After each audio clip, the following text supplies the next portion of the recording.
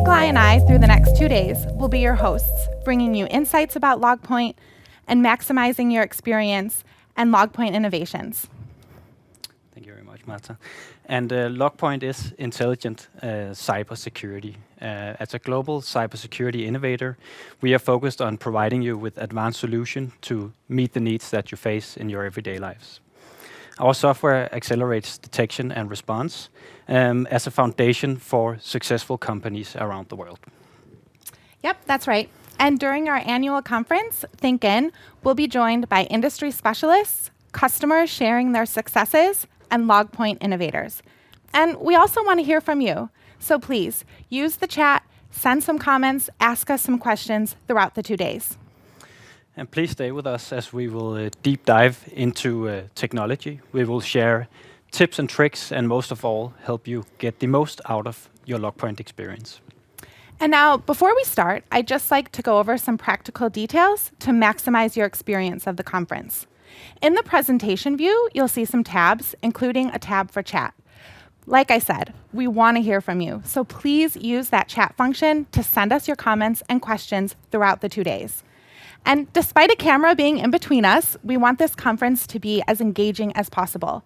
So throughout the conference, we'll be checking an iPad with all of the chats, and we'll even have some time for live Q&A with some of our speakers.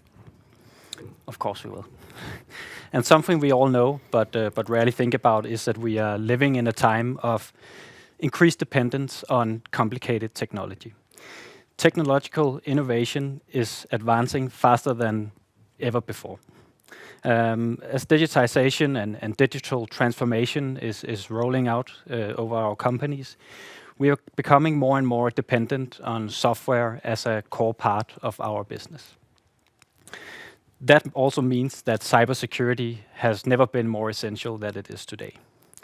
Through these 2 days at our virtual ThinkIn, we will break down, or at least try to break down, some of this complexity. We're going to talk about how to find specialists in a time of shortage. And we are going to help you make the best decisions to go through this digital transformation. And of course, we will talk about specific technology, we will talk about processes, and so forth to guide you through this process. So consider these next 2 days a great opportunity for cybersecurity insights, and of course also how to gain the most from your LogPoint experience. Sounds good. All right, I think it's time that we get our ThinkIn started the right way with our first keynote. We have the good fortune to have with us one of our industry's most respected authorities in security analytics, big data, and visualization. Security innovator, Raffael Marty. Yes, and Raffael brings 2 decades of experience in security and data analytics. Among others, he's a veteran of Sophos, Splunk, and ForcePoint. And I'm very happy to introduce his session here, where he will be talking about how to drive value with security data. Hello and welcome. I'm very excited to be here today. Thank you very much, LogPoint, for having me kick off this absolutely fantastic lineup of presentations today. We're going to be talking about how to drive value from security data. I want to take you in a little bit of a journey of where log management and SIM has been, where we have arrived today, what some of the challenges are that we're facing, and we're going to look a little bit into the future of where this whole space is moving. My name is Raffael Marty. I've spent the last 2 decades in security and data analytics. In 2002, I joined a company called ArcSight, which very quickly became the de facto standard in the SIM space. After ArcSight, I joined a small startup of 50 people, which is today one of the largest data analytics plays. That company was Splunk. I was the chief security strategist, helping Splunk expand their use cases into the security market. Right after Splunk, I tried myself as a founder of a company called Loggly, where we built the first log management solution in the cloud. After that, it was a time when big data really started entering the map and people started getting frustrated with the existing SIM products. At the time, I started diving much more into big data, looked very deeply into artificial intelligence, data science, and visualization for security. But enough about myself. We're at a very interesting point in time in the log management and SIM space. It's really time where we have the tools to drive much more value from our security data. And that is exactly what LogPoint is about as well. Let's have a look at a little bit of a history lesson of the security data or the log management and SIEM space. I'm going to start in the 1980s. This is really when we started seeing the first sort of logging approach with syslog on the Unix systems. We then entered a phase of log management that lasted a little longer than the 1999s. It started overlapping with the next phase, but it really started early on there. And it was really about collecting data, searching through the data, and having some very simple reporting use cases on top of that data. We then entered the SIEM, and back in the day, it was actually called without an E, just SIM space, the Security Information Management space, which really added a couple of components on top of the log management part. It added the correlation piece. Specifically, back in the day, it was about correlating IDS data with vulnerability data to understand which systems are actually vulnerable to some of these attacks.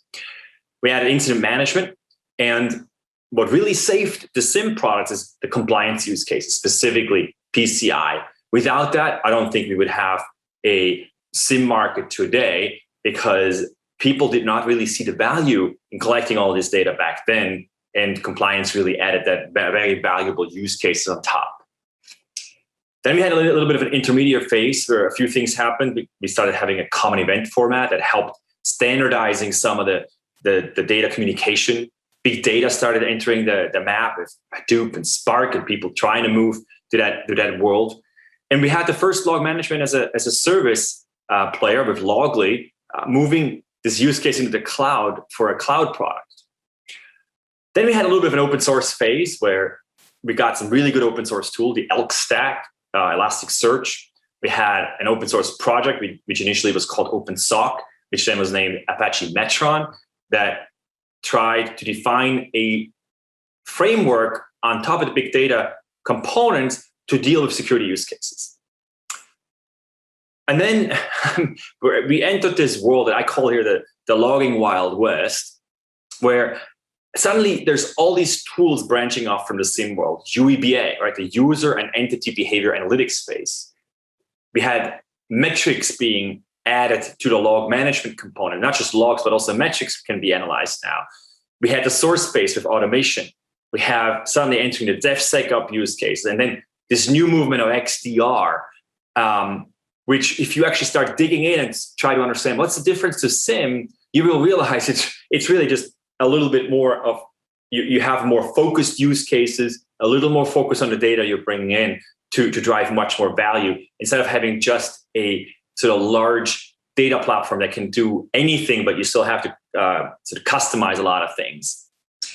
What is interesting is that the UEBA and the source space, you will not find many standalone UEBA or SOAR tools out there anymore. They were either acquired by larger vendor platforms, or they added SIEM use cases up top. So they did not survive as their own use case or platforms, but they started to be bolted on to existing platforms.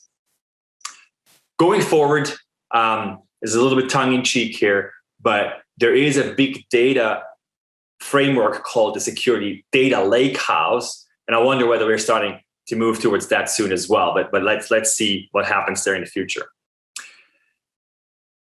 Here's another layer to this whole thing where I'm showing some of the analytics components. I'm not going to talk through all of them, but what I want to highlight here is that anomaly detection is something that we've been doing for over 20 years. We have been doing this for quite a long time.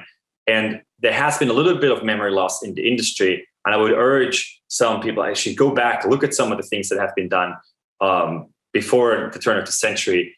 There's some really good approaches that we should probably dig back up and maybe expand it with the new technologies we have today and see what we can do there to improve on these things. The other thing I want to highlight here is a couple, which is in sort of 2006, that's a movement that I was very involved with, which was the data visualization for cybersecurity. And unfortunately, we're still nowhere in that space. We don't really have very elaborate visualization systems to help us explore the data and understand it much easier. We have some simple things with dashboards and some visualizations, but I think there's still lots of room to grow into that. And then the last point I'm mentioning here is the risk centricity, which is something that I'll talk much more in the next slides. That is really something I believe is probably one of the core movements that we need to pay attention to. And then finally, yet another swim lane here, a little more data. What I want to show you here is that initially SIEMs were really focused on sort of network data, firewalls, IDS, flow logs, like network flows. And then only in 2009, we started adding endpoint data. Today, I really urge you, if you have a SIEM, make sure you're getting some endpoint data, at least from your critical systems, that can give you much more insights on what's actually happening on these systems. And then the last piece here is that data activity. And we're going to talk about that a little more in the next slide as well, which is really, we need to start focusing more on what is our data doing. And I'll show you in a second why that is very critical. So with that, let's jump into the present. And let's see what are some of the challenges out there. And I made sort of 4 buckets that I see. The first is around use cases. I think my belief is that often we're focusing on the wrong use cases. I get a lot of calls from companies that are asking me, what are the use cases we should implement? And right away, they're like, oh, and by the way, we have network data and this and this and this. What should we do with all that?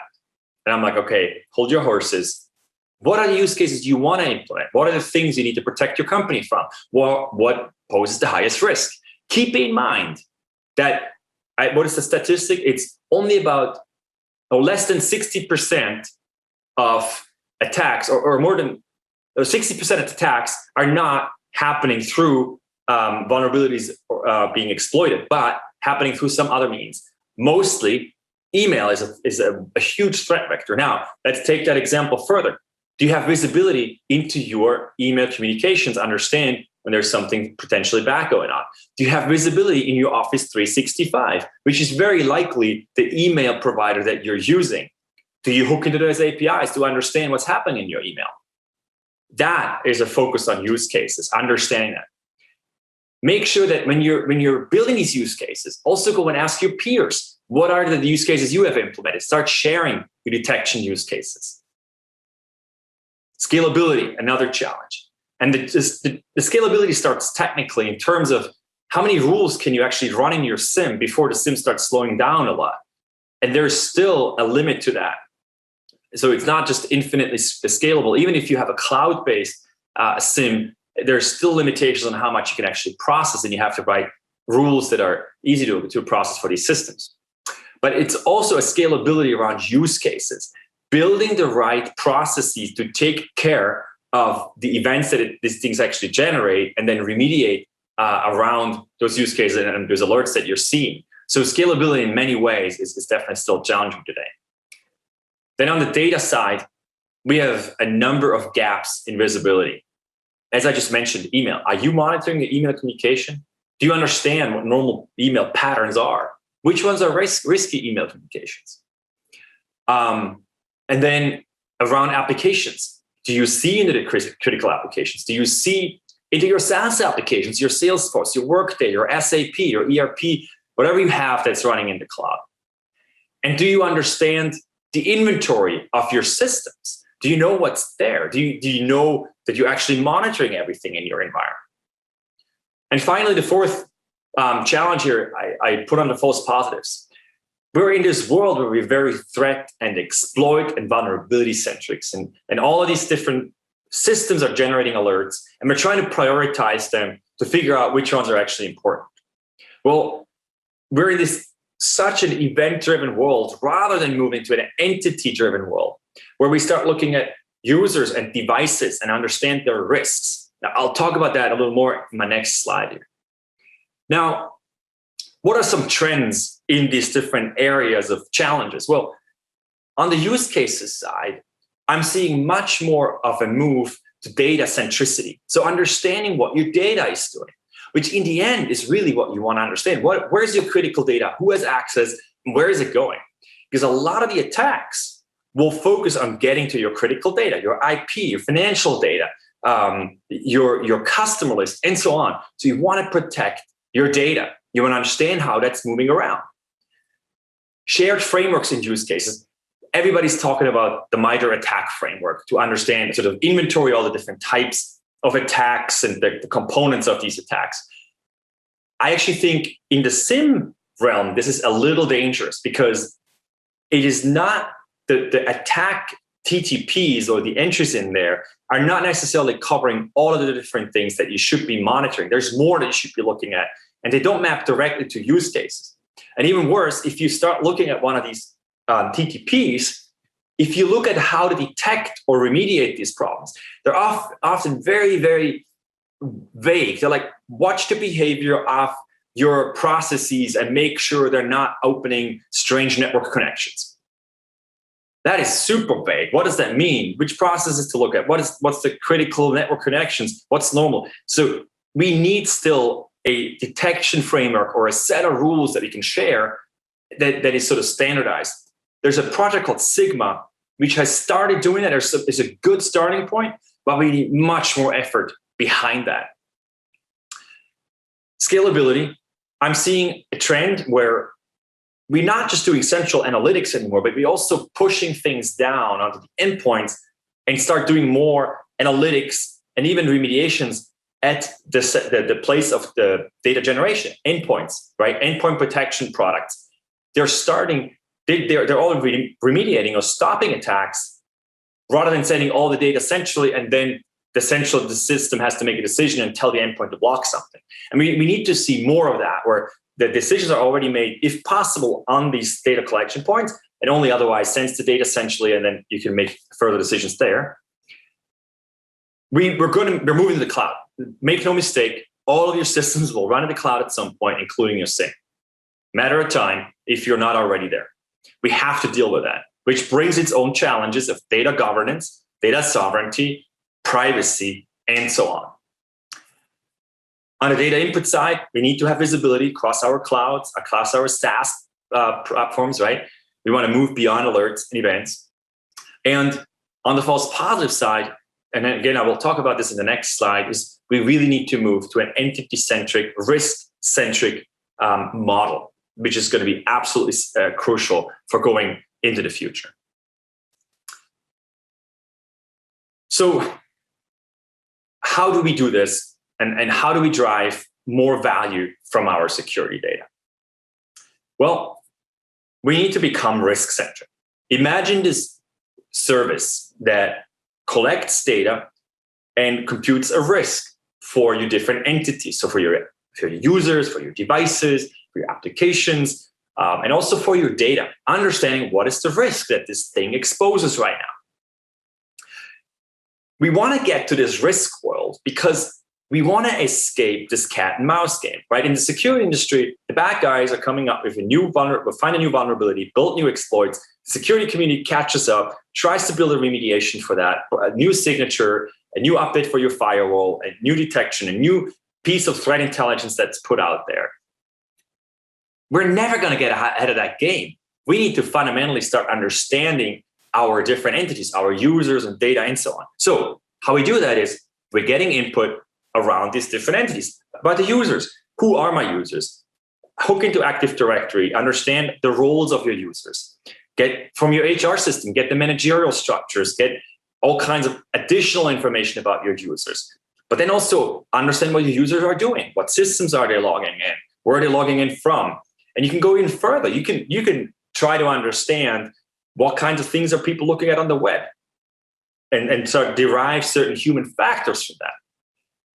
Then the devices, the same thing. You want to understand the posture, the vulnerabilities, the configurations. You want to know what devices you have. What are they doing? Same for applications, including your SaaS applications, right? You want to hook into maybe using a CASB to hook into these APIs to understand what your Salesforce is doing. What records are people accessing? And then a real shift into understanding your data. What is the data doing? Like your data, what is your critical data? Getting an inventory, doing a classification on that. Understanding how the data moves around, getting all that into this risk system. And then you can use the risk when you have resource access decisions to make. Guess what this is? Zero trust network access, right? So how is this risk thing working in here? Well, there's an anomaly detection engine in here, which, by the way, is not easy to be built, right? But We need to understand what's normal for all these different entities. What's normal behavior? You want to understand what these entities are and how do you, like, what's the risk of this thing? If it has a certain posture and configuration, what is the risk it exposes? And then you have a layer of expert of security knowledge. And you see there's these expert on the bottom. These are people that can help teach the system what is normal and what is not outside of anomaly detection and these other more complex engines. The nice thing of all of that is you throw that into something we call in artificial intelligence, we call it a belief network, which basically learns what is normal and what's the risk of these different things given certain inputs. The great thing about that is, contrary to some other approaches in artificial intelligence and machine learning, you can actually look at what the system learned and the experts can go and make tweaks in there. And it's actually something we see more and more products out there in the security space doing. Now, with that, what are some of the future aspects? What are the themes in the security data analytics space that are going to be of importance? And it's probably something you want to compare your solutions against as well. With AI and ML, it has been talked about so much, and a lot of people think this is the solution to everything. Let's be clear, it is not. It will help solve certain problems. It's been really good already in certain things, finding patterns in large amounts of data. It's been really good in malware classification. And it's been good because we have large amounts of data we can train these systems on. But for a lot of the things that we're doing, especially in your SIM, with these expert rules, there's not much training data that you could use. So a lot of these things are not going to be AI and ML driven. In fact, there is a movement that I think we should get behind a little more as well, which is pushing some of our detections rather than into this black box, crazy AI ML system. We want to push some of these problems to the user. What do I mean by that? Think about, there's an anomalous login from a user onto a system. We have never seen that. It's strange, and all kinds of signs, all kinds of warning signs go off. Well, you can send that alert to the SOC. Guess what the SOC's going to do? The Security Operations Center, the analysts, they're going to go and ask the owner of the system and the owner of the user account, did you intend for this to happen?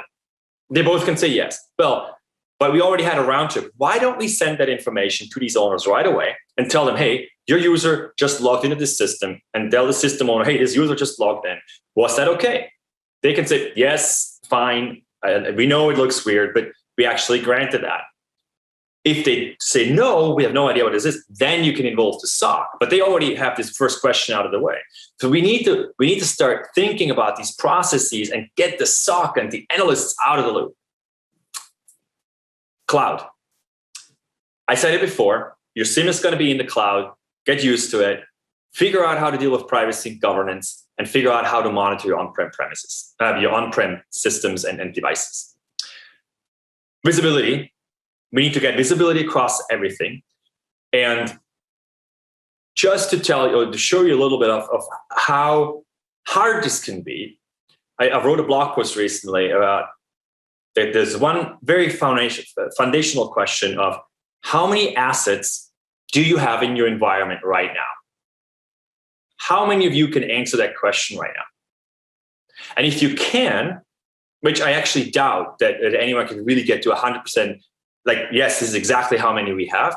If you can, do you know who owns the system? What patch level they have? Whether they're a problem, like they have exposed vulnerabilities, and so on. So it's so fundamental to understand what you have. If you do incident response, you want to know what your inventory is. What you don't know about, you can't protect. Automation. We need to get not just to SOAR, but we need to get to automation and remediation for any alert we see. Ideally, there's a system already taking care of it. There's an opportunity here to move to zero trust network access as well, to do some of this whole automation. And then finally, privacy. Especially if we start monitoring our entities a little closer. We need to make sure this happens in a privacy-first way. Make sure you anonymize your data. You only collect what you have to collect. You only keep it as long as you really have to keep it. And make sure that all the different data sovereignty and data privacy guidelines are adhered to. And make sure that you're ethically doing the right thing as well here. With that, let's summarize what I just talked about. We want to gain complete visibility across devices, users, data, applications, and the cloud. Start with inventory, and then we want to know what these things are doing. On the analytics side, make sure it's use case driven, not data driven. Figure out how to get left of boom, detect these things before they happen, share your detection logic, whatever you come up with to detect these things, and move to a world of risk/zero trust. Ideally, with open standards, you don't want to be locked into just one vendor and have to buy all of their different tools, from the firewall, the DLP, to encryption, to the web proxy. Open standards, and we want to move towards automation. Ideally, we want to get a unified platform across all these different sort of shoot-offs from the SIM, right? UEBA, SOAR, XDR, threat intelligence platforms, continuous compliance monitoring. I would like to see all this in one platform. And then finally, can you outsource all of this?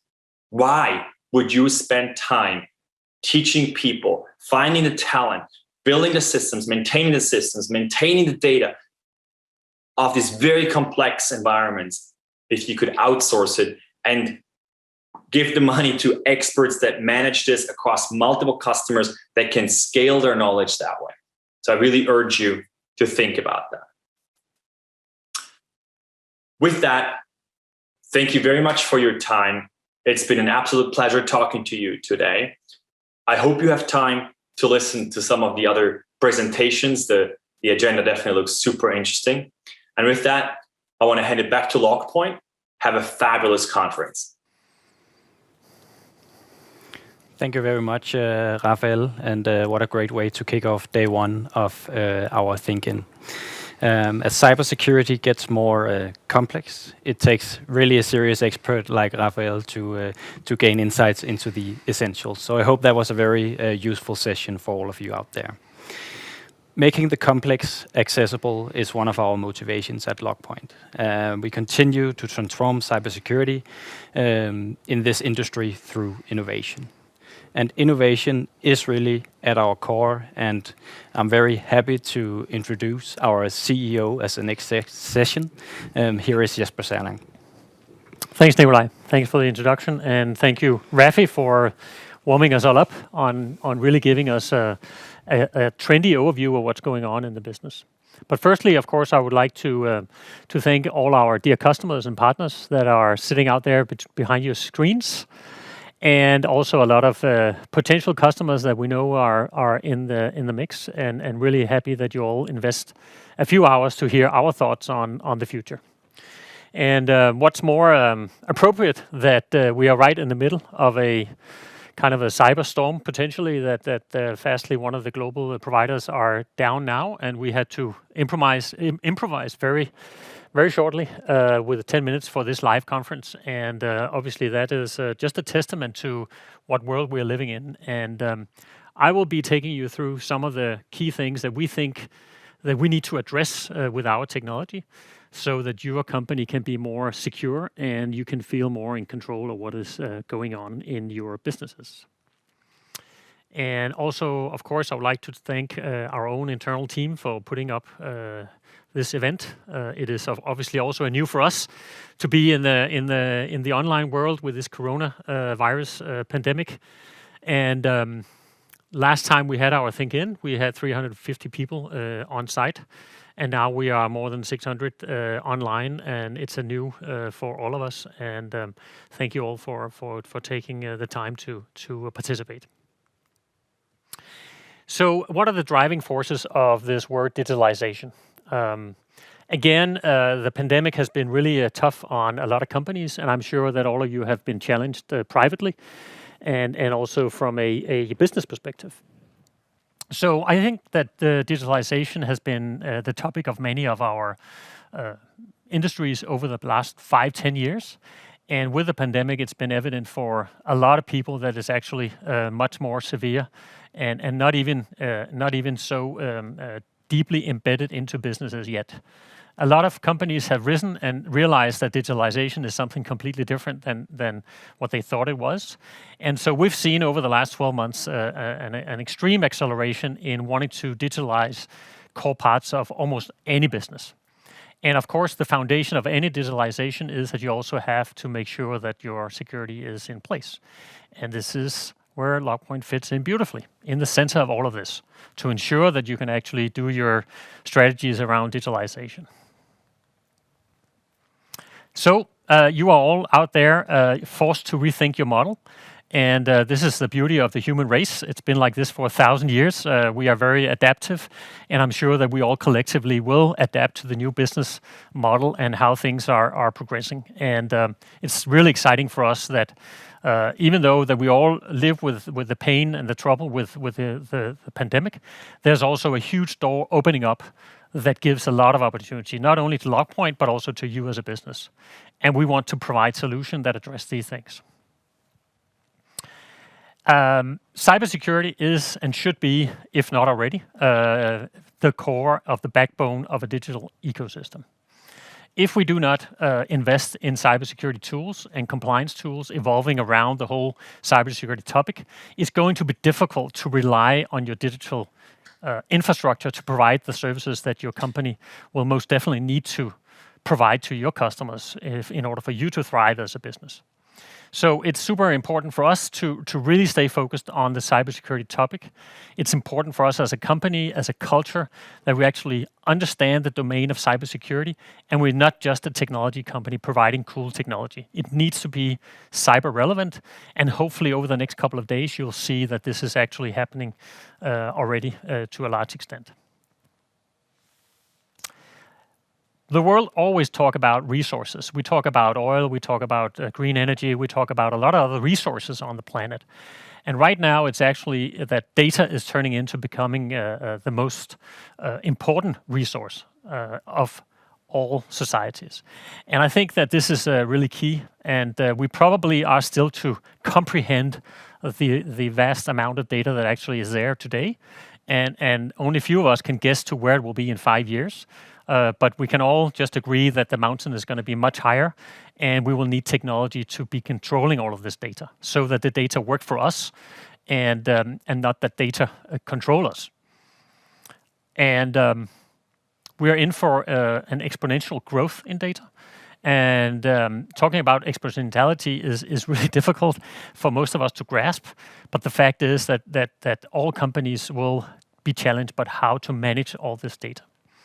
And going into the cloud, being on-premise, whatever the solution is, there's huge challenges. We saw that this morning. So how are we going to address it? Of course, we have multifacets of how to address these things, but I think there are 4 key things that are important for us to tell you as our customers that we will be focusing really hard on providing. And one of the key things, of course, is predictability. If you run your business, you need to predict what kind of cost your investments are going to be about. And the license and business model of LogPoint is that we want to give you transparency and we want to give you predictability on your investments. And you can rest assured that we will provide this in all foreseeable future. Then we talk about the technology and the big challenge, and I know that Cristian and others are going to touch on this later on here today, is how do we then really excel detection and make sure that we are much better at detecting what is going on, what is relevant. And as we all know, we all lack resources. So another key word for us is definitely automation.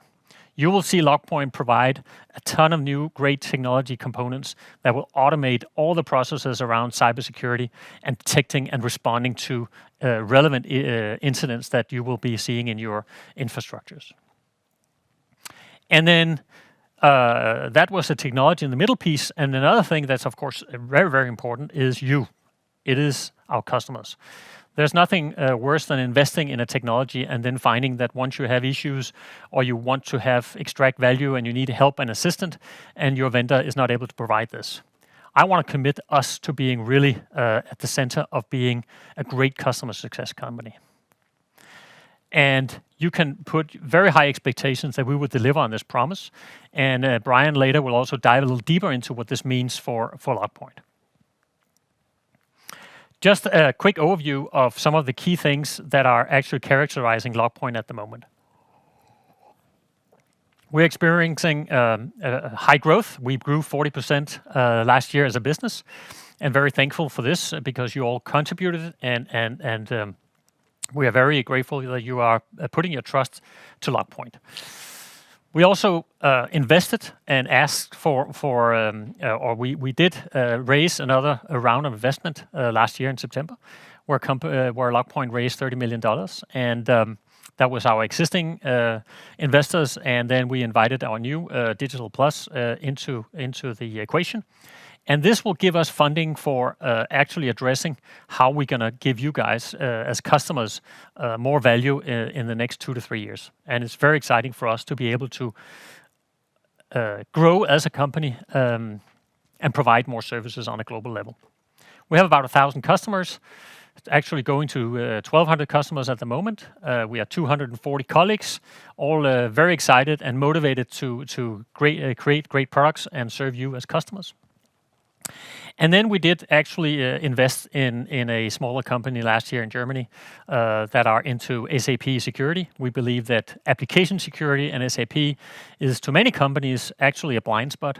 And by combining SIM technology, UEBA technology, and insights into SAP, we can provide a ton of value to all you out there that are running SAP systems. So what about the market overall? We are seeing that 2 years ago, 3 years ago, there was a lot of islands of great technology. We had vulnerability management, UEBA, SIM, threat intelligence, DLP solution, and a lot of compliance and GRC solutions. So what is happening now, which most of you have already seen, I'm sure, is that things are getting more closely embedded. So we see the whole SIM space kind of growing and taking on all of these technologies. We all agree that UEBA was a separate technology a few years ago, and now it's actually an embedded part of LogPoint and other SIM providers. SOAR and XDR and to Raffi's point, these things are also coming together, and you can expect that LogPoint will have a very healthy and ambitious roadmap that will address all these things. So by being a customer of LogPoint, you'll be in good hands, and we'll make sure that you have all the relevant technology to take on whatever challenges you have in your businesses. And what actually is a driver of investing in LogPoint? Why invest in a SIM solution? And of course, there are some very tangible, direct technical reasons for doing it. But actually, the more important ones that are addressing the core needs of your business is things like protecting of your IP rights. It's reducing downtime. It's actually increasing the productivity so that by being proactive and having insight into your digital infrastructure and being able to react on things that are abnormal or is behaving suspiciously, you can be proactive and ensuring that you have availability in your company. And we all see, even today, that availability is a key denominator for being a successful company. There's a brand reputation. We all have all these numerous stories about companies being hit, and afterwards it has a significant impact on brand. And it's not something you can just draw a line and saying it cost me so much, but it's in the millions. And just for a few thousands investments, you can actually protect your brand big time by having technologies like LogPoint. Obviously, compliance, protection of private data, privacy overall is really important. And with governmental requirements, whether it's GDPR or it's other of protectional data acts, you need a system that can provide insights to this. And here again, SIM and LogPoint is a very relevant technology. So what does it mean in more tangible deliverables from our side? You all know, of course, that we are a core SIM and UEBA provider. And we just want to be better and faster and cheaper than a competition. So we want to be price aggressive. You can challenge us on this all the time. And then, of course, you will see that SOAR and other remediation functionality will be part of our future. And this is something that we will be very excited to share with you guys over the course of the next 12 to 18 months. And then let's not forget about integrations. It's really important that as a platform, we integrate with the other super technologies that you have invested into, whether it's another external SOAR application, or you are integrating with thread feeds or other applications. LogPoint wants to be in the center and needs to be very easy to integrate with LogPoint. So investing in LogPoint, you will not be stuck in a proprietary ecosystem. You can really have high expectations that we will integrate with whatever technology you have.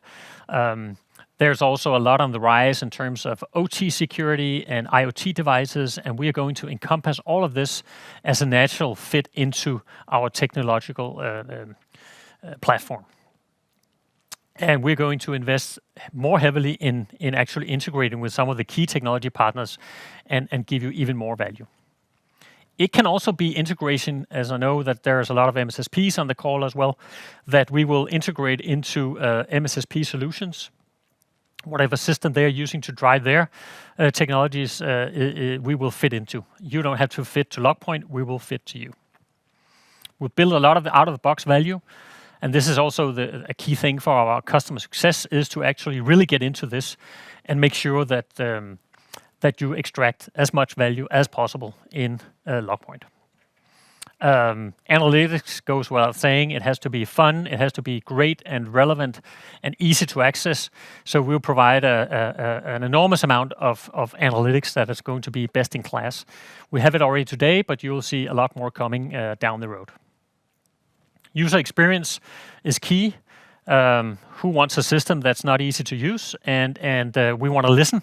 We've got a lot of feedback from you guys and all our customers and partners that are challenging us on how to improve in the product. And just keep talking to us, and we will definitely listen and hopefully also over-deliver on some of our promises. And then lastly, it's important that the platform is scalable. We will need to have a platform that scales into the cloud, scales in volume, distributed, on-prem, whatever configuration is relevant for you as a company, we want to be able to fit into this. And with this, which was my initial thoughts, I want to really make sure that you all sit back and enjoy in your living rooms or in your offices, wherever you are, and the coffee is your own problem. But I really thank you for the attention and have a great next 2 days. Thank you very much for your inspirational presentation, Jesper. As you know, you are all able to ask questions, and I can see that we do have a few coming in, of course, because of the technical issues. You are spread out on different platforms, but nevertheless, we get all the questions in here. So you mentioned our recent Series B funding round. Could you maybe elaborate a bit more on exactly how we will spend these funding that got into the company? Most certainly. So what's really important for us is that the investment will basically go into 3 buckets. We will invest in people, obviously. That is kind of the foundation for everything we do, is investing in great talent. And then a significant part of this, almost a third of all the investment, will go into the product. So that's going into really making sure that we can keep being at the forefront of delivering great technologies. And then lastly, the last bucket is, of course, to make sure that sales and marketing is really being pushed, and that we don't get these questions that some customers say, okay, you have really great technology, but how come you never heard of LogPoint? Those days should be over, and we will really invest in building our brand so that there is a much more market recognition that LogPoint is at the top of the SIEM world. Yes. Don't forget marketing. I remember marketing, no worries. And another question we have here is if you look a bit into the future, let's say 1 to 2 years, where do you see LogPoint fitting into the market as a player compared to where we are today? Well, every time we wake up in the morning, we wake up to strive to our own internal purpose, which is creating the best SIEM in the world. So we aspire to be at the peak of the SIEM space, and we are in many pockets already there, but obviously we're not perfect. So we are on a journey, and I think over the next 2 years, you will see LogPoint significantly as a key player, whether you talk about SIEM, UEBA, XDR, or SOAR. You can expect LogPoint to be at the top and be extremely relevant. Fantastic. I think that was it for the questions. So thank you very much again. Most welcome. And it is indeed great to hear how LogPoint are increasing our capacity. We continue to expand, and while our underlying motivation is always making the world a better and safer place with our technology, that will always be true, and for certainly also continues in the coming years.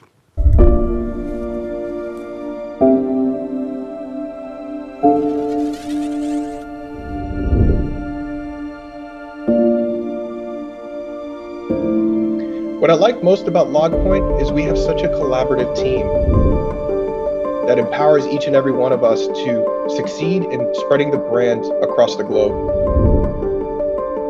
I find that as a team, we work and understand and align our goals to one of the common good of LogPoint. We are really a big family.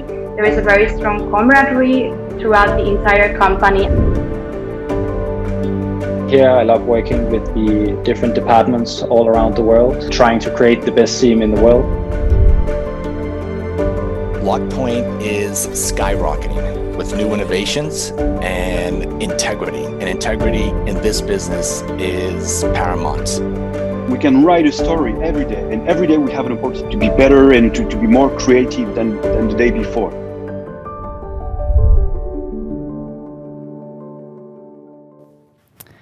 Hey again, and welcome back. Please join me in welcoming Cristian, LogPoint's Chief Technology Officer at LogPoint. Cristian's been leading LogPoint's innovation to help companies detect and respond faster than ever. And seriously, if I say so myself, I think Cristian must dream about accelerating detection and response for our analysts, because it's a topic he's super passionate about. And today, Cristian is going to give us a look into LogPoint's existing innovations and some of our future technology. Thanks, Martha. Thanks, Jesper, and as always, thanks, Raffi. It's always great. I learn a lot every time I hear the topics you cover. For me, as a security practitioner, it's a lot of really cool sessions we have. We have some of the best on the defensive side coming in, telling us how they protect, how they accelerate their detection and response in their infrastructures. We have some of the best technological creators in the industry talking about how they develop detection, response, and automation capabilities. And of course, some of our very, very awesome colleagues from LogPoint talking about how they get value and how they create value as well. A lot of the talks that I've been looking forward to are the talks Peter will be doing on deep diving into the technology. I'm really looking forward to the session on automation and orchestration of the director setup with the APIs. It's a really technical deep dive, but it's a great session. And in addition, Niels is going to be covering the MITRE ATT&CK framework. Again, a really, really cool session. So to set the scene, we heard from Raffi that there is a future of SIM. And what I think of the future of SIM and what we're going to be talking about today is maybe more on, let's say, the challenge for us. We listen to the customers, we listen to our market, we listen to what you're asking us to build. And for us, that's the challenge. I see that, of course, we can build a lot of really, really cool technology here at LogPoint, but we exist in an ecosystem. How we engage and interact with that ecosystem is a very big part of what we do day to day. That bleeds into a vision. What is it we're doing? Why are we doing it? And that manifests itself at a certain point into a roadmap and into products. And on that note, for the roadmap, there's two really, really cool sessions you cannot miss today and tomorrow. One on what we're doing now and has been doing for the last, 8-9 months on detection and automation in the security operations side. And the other one is Alec's presentation on the roadmap and the future of the product. Really, really cool sessions. Raffi talks about zero trust. So zero trust, what is that? What does that mean? And what does it mean in the context of security analytics? If we look at zero trust as a change in how we look at our infrastructure, you could say, well, before we would say, trust but verify. With zero trust, we don't have a fundamental trust in our infrastructure. We don't have a fundamental trust in our applications or our networks. So we never trust and always verify. For instance, I might claim that I'm Christian, but if I'm logging in from a location I've never logged in from before, we might want to know a little bit more about me before we let me into the infrastructure. And to Rafi's point, this is a big change. How will zero trust change the way we in security operations and security analytics look at the world? So diving into it, when we see demand, when we work with our clients, they ask us, you, our customers, ask us for orchestration, observability, and automation. All of that feeds into the SIM. It ties to the zero trust model. So an example could be, we have endpoints, right? We gather data from endpoints. That was Rafi mentions as well. Endpoint log data, super important. But on top of endpoint log data, we might want to add interrogation aspects. What's the vulnerability posture of the machine? Is the machine compliant, non-compliant with the corporate security policy? Or even a step further, tools like OS Query, Sysmon to a degree, allows us to look at what happens deep in the heart of the application. These capabilities is what we refer to as interrogation. So fusing interrogation, log telemetry, and the risk state of our endpoints, our data, our applications, infrastructure, cloud workloads, you name it, it allows us to formulate or look at a more comprehensive or completeness in the risk of our infrastructure. And that's what we can use to drive automation. Updating a policy on a device, well, it depends on the posture. We can actually do something about that. What this means for LogPoint is that it changes how we're forced to innovate. To Jesper's point, we're investing heavily in innovation right now. We're acquiring technologies to allow us to extend our automation deep into ERP platforms. SAP is a good example of that. But we're also investing in product, data science, user experience, product marketing, security analytics. And all of these disciplines, we're investing in them, not only to build better products, but to enable us to have a more tightly connected loop to you as our clients. It allows us to work very closely with you through our customer success team to actually deliver value much faster than what we could have done before. In the ecosystem, we're not only building products ourselves, we exist in a context in the infrastructure. So when we're not building really, really awesome products ourselves, we're working very closely with market-leading vendors on building bulletproof integrations. It could be FireEye, Palo Alto Networks, Recorded Future, and several of the larger EDRs. We're building these integrations. So that actually ties back to that build versus integrate conversation that is so incredibly important for us and for you in the industry. And what we claim to do and what we aspire to do is ultimately get you better security outcomes than with standalone products. So how do we do that? Well, over the last year, we've expanded our engineering presence from Kathmandu to now include Munich, Prague, Istanbul, and Copenhagen. So we're branching out, allowing us to look for talent and developers and engineers in all the geographies where we can find them to build these products. So for the vision, Rafi mentions getting more value from data. Why is that important to you? Well, there's several reasons. One is that value from data means that you will get more value from your defenses. And a good example could be, can you answer the question, how often does your threat intelligence platform actually identify some of the threats that you have to address? These types of questions are going to be super important to answer going forward. So for the product vision, we want to accelerate detection and response, Martha, as you mentioned rightly. And we do that by pushing signals between tools. It's going to be very important that we can take observations from one part of the network and apply it in other parts of the networks. Not all observations are equally strong. So the ability to fuse weaker indicators into stronger pieces of evidence is going to be very important for us. That also means that when we see something that has interest, we need to know how to deal with it. We can use advanced ML to uncover the threat groups or the threat actors behind these observations we have in the network that allows us to go in and then determine how do we deal with that? What will be the next step of this attack?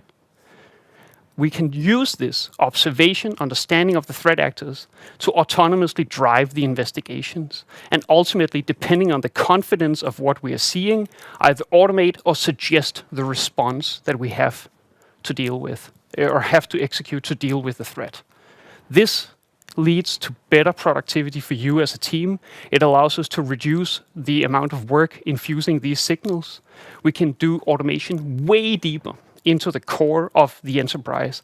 There's applications that are critical, cloud infrastructures, enterprise applications, SAP, Salesforce, etc. And ultimately, when these components work together, we can get way better visibility, way better out-of-the-box experience, because we can track end-to-end what's going on. That reduces the total cost, not only of the SIM, but actually of your entire ecosystem. When you have better visibility into what you're doing, you can calculate the return on investment on the tools that you have. For instance, if you look at the output of your playbooks, you can use that as a driver to determining, should I buy a threat intel platform or should I buy a new web application firewall based on where you're lacking or actually performing where you need to perform. So for the roadmap, what that means is that we see you, our customers, are asking for SaaS solutions. It gives us better out-of-the-box capabilities because we can go in and help measure and monitor the performance of the components. It eliminates some of the operational headache, as Raffi mentions as well. And ultimately, we see that our customers are interested not in finding issues, but fixing issues. And we want to build a platform that can do that. So less complex product features, more advanced technology to help you guys. Eyeballs on the right problems at the right time, essentially. And for me, that's the essence of accelerating detection and response. So we have technologies that will be manifested in products that will be delivered on ecosystems. Over the next year, we will be launching a cloud-based product. On top of that ecosystem, there will be autonomous investigations, case management, triage notebooks, etc.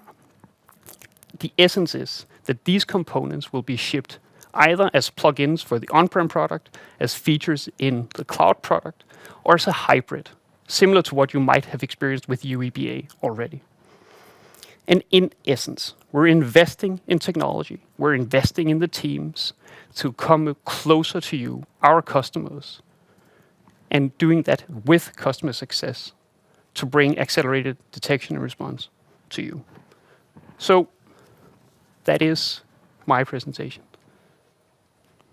Thank you so much, Cristian. And I'm happy to hear I was right about the passion for accelerated detection and response. But I must also say I really particularly enjoyed the branded LogPoint unicorn. And I hope that that's something that we can offer on some LogPoint merch in the future because it was really cute. But on to the questions, what we're here for. And again, if you have anything that you want to ask Cristian, go ahead and type it in the chat now and I'll get a notification so I can ask. But I do have one question already for you. When it comes to zero trust, what is the balance between building or buying technologies? What I see is that when we look at the different components in a zero trust architecture or with SIM even, I think it's essentially the wrong question in the sense that even if you go in and buy a solution that has the promises of delivering everything out of the box, there will be tuning, there will be adjustment, there will be modifications to getting this to work for you. That's why we're investing so much in building these bulletproof integrations. We want to eliminate the amount of, let's say, on the building side, eliminating as much as possible so that our customers or partners, MSSPs or whatever, they build the parts that are unique to each deployment. I think the entire premise of do we build or do we buy, it doesn't work. You have to build no matter what. So build on what's important. Mm-hmm. Okay, I actually don't see any other questions coming in, so I want to say thank you so much for taking the time and talking with us today. A lot of interesting stuff. So I think with that, we can move on to our next speaker, which is also a really great one. Thomas is the director for the Danish Center for Cybersecurity, which is part of the Danish Defense Intelligence Service. Thomas has been heading the center since 2012, and prior to that, he served in the Danish Ministry for Foreign Affairs as an ambassador to Jordan and a special envoy to Libya. The Center for Cybersecurity is the Danish National IT Security Authority and is the National Center of Excellence within cybersecurity. And again, I just want to say this is really a privilege to have Thomas here with us today. So please, please, please take the opportunity and send us your questions because we will have time after for a live Q&A. So with that introduction, I would like to hand it off to you, Thomas. Thank you very much. And I would certainly also all encourage you to put some questions and let's get a discussion going. I think that otherwise you're probably going to look on a lot of slides today and tomorrow. And I'll be very happy to take all your questions. And I might even try to answer some of them. So anyway, thank you very much for inviting me to LogPoint. I've followed LogPoint as a company for many years. It's really grown within the last couple of years, and I think that the business they're in are really, really important. I firmly believe that the world would be a better place if we had more logs. I even believe it would be even better place if we had better logs. And Nirvana would be soon arriving if we had the right logs when we need to investigate or to look at all the ways that our different systems are actually running. So I'm so happy to be here. And as I said, I'm so happy to take all your questions if you have any. I have just a few slides. I will move right on to the first one, which is almost a novelty. It's our new threat assessment that came out yesterday. It has hit the press, of course, and I think we're going to see a little bit of electronic media also today and tomorrow. What I'm going to talk a little bit about is the threat level that we see in this country. We are very much focusing on two categories of cyber threats. The one being cyber espionage, the fact that some actors, as we used to call them, would like to get access to our closely held information, being that state secret, being secrets about foreign policy, being about defense issues, military issues, but also being about environmental issues, groundwater, and so on. Things that has become very much interest for a number of states and a number of different reasons. And as I said, I mentioned states. It's mostly state actors that are active in this field. And it's sort of maybe also a little bit of cliche saying that it's an honor mark if you have a state looking at your things, because that means you are dealing with something that is important, that is of strategic relevance to your country. So this is something that we are working very much on. We have a very large effort going on within government in trying to discover different kinds of espionage going on. We do succeed from time to time, but the big issue, of course, that we have is what is it we don't know? And one of the things that we need in order to understand what is happening in our networks is exactly logs and the interpretation of logs. So we have a keen focus on understanding our networks and working on our different logs and all the systems that we have, the CMs and so on. So this is one issue of cyber espionage, the fact that some countries, some actors are trying to get into our systems.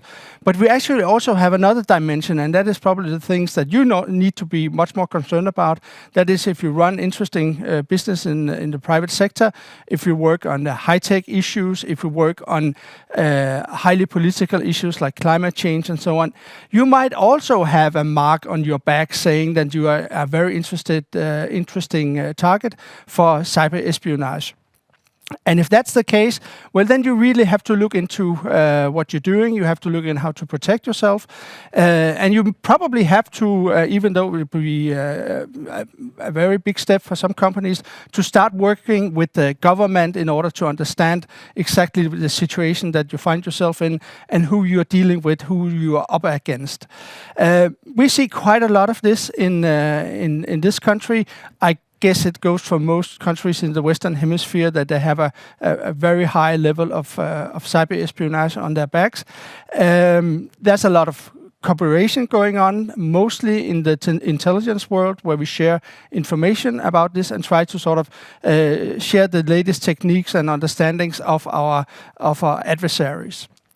But you cannot, despite being in the private sector, disregard this as something that is very important to you or could be very important to you, being a larger company, but also being a smaller company working on the cutting edge of technology. The second category, which is really, really important to us, and where we have seen quite a significant number of different incidents during the last couple of years, is when we talk about cybercrime. Cybercrime is all around us. Cybercrime is financially motivated criminal organizations, organized crime organizations, going after our companies, going after the availability of services, going after data to sell them off or to distribute them, or to make it difficult for us to actually have access to our own data. We have seen this space develop from primarily be targeting non-sophisticated citizens, as probably you and me would be considered as, but also small and medium-sized companies. And now it has moved into the higher leagues, where we see targeting of very large IT institutions, companies that works very much in the space of digital products. And I will just mention two examples from the Danish area, which would be the hearing aid company Demand, who was hit quite substantially a little more than a year ago, had a direct cost about 100 million euros for loss of sales and for cost in order to get the systems up and running again. And I would also mention the big hospitality provider and cleaning service ISS, which had a similar situation where they became victimized from ransomware, and where they also had a cost of about 100 million euros to them. So it's very important for those kind of companies, but it's also important for smaller companies, because for them it's not just the necessity to actually to pay a quite substantial bill in order to get the systems up and running. For them, it's more a question of life and death. If they lose all the order registry or the bookkeeping and so on, they might not be able to come back and do business again because they lost all their most crucial data. So it's really, really important. But the new development that we're seeing in this field is that now also critical infrastructure companies have been targeted. It's not happened so much in my country yet. We have seen it very recently during this last month, the month of May and June, in particular in the States, where we had the big Colonial Pipeline that was hit. That was really, a very clearly example of critical infrastructure, a pipeline serving the whole of the east coast of the States with gasoline and so on, that was hit, and they had to stop their production and the service provision. And that certainly was a game changer, and I'll get back to that. We saw in Europe the Irish health system, hospitals actually being targeted, and also have a great impact, in particular in this time where we have the pandemic and all the issues within the health sector. So it's very serious. Two very clearly clear examples of targeting of critical national infrastructure. And maybe lastly, I should also mention the JBS food processing company that was also hit. People would say it's probably not as critical infrastructure as the two other examples I gave. On the other hand, their production had to stop for a couple of days just in the beginning of the barbecue season in the States. And I think that probably a number of people would consider that to be quite critical infrastructure as well. But what is interesting looking at those two cases is in particular that the Americans now have said, and it's something that me with my intelligence background really pay a lot of notice to, is that they're going to treat cybercrime the same way as they treat terrorism. And that means a whole new set of exchange on sharing information, working with different departments, police, pushing other states to actually help combating this kind of plague that we are actually seeing. And I'm pretty firm believer in that the European states and the EU as well will certainly be interested in joining in that game. And if we manage to raise our efforts on cybercrime in the same way as we did raise our efforts against terrorism, then I think that the bad guys are really in for a hard time. And they're probably going to see the business model, which has been very fruitful, very efficient, will probably be challenged quite substantially in the time to come. And I certainly hope that. Weighting that effort, I think that a lot of private companies need to do a bigger effort themselves. They need to raise the level of engagement. They need to focus a little bit more on the cybersecurity. And I would say they don't have to invest maybe in the gold standard products of different cybersecurity appliances. They need to raise their game on quite basic items as two-factor authentication, regular updating of software, and so forth. And that would actually make the life much more difficult for those engaging in cybercrime. So I do see, despite the increasing threat, despite the increasing number of actual cases that we're dealing with, I do see some kind of positive development actually moving down in this aspect. I will move now to the next slide, which is probably a little bit more focused on what you're doing in everyday life since you're joining in on this conference, and that's logs. We have a saying, okay, if you don't have logs, you didn't have any incident, despite maybe have lost all your data, despite maybe having a state actor sitting in your system for the last 4 years. If you're not able to document it, if you're not able to investigate it, well, it didn't happen, so to say. And that's unfortunately our experience for working within this cybersecurity field for the last 10 years. We do say officially that 75% of the incidents that we are dealing with, we do not have the sufficient logs. And I think it's probably quite polite to say 75%. I would say it's probably more like 9 out of 10 cases where we do not have sufficient logs, whether being sufficient in time or sufficient logging on the right instances in the digital network. So we really we need more logging, better logs, all over the place. But in particular, of course, in those companies and those public authorities, but that's an issue as well, that are in target of cyber criminals, whether that being the spying types or the ransomware types. So we need logs. We need logs for two things, and I would start out with a little sort of the lower end of the needs, and that is to investigate. Whenever things has happened, we need logs to investigate. That is what we live off. This is what we need in order to make our day smooth and running, and we want to enjoy ourselves going to work. We need logs. We need logs in order to be able to investigate what has happened. We are quite good at understanding who the actors are. We're quite good at understanding who they are targeting, but we are very bad at understanding what they actually are doing in our digital networks because we do not have the logs.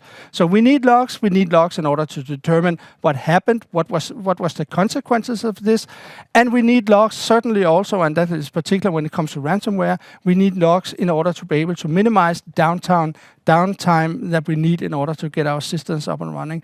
And if you ask some of the biggest Danish companies, they would probably say if they could have saved just 1 week in their recovery time, that was probably a number of million euros that could have saved in that.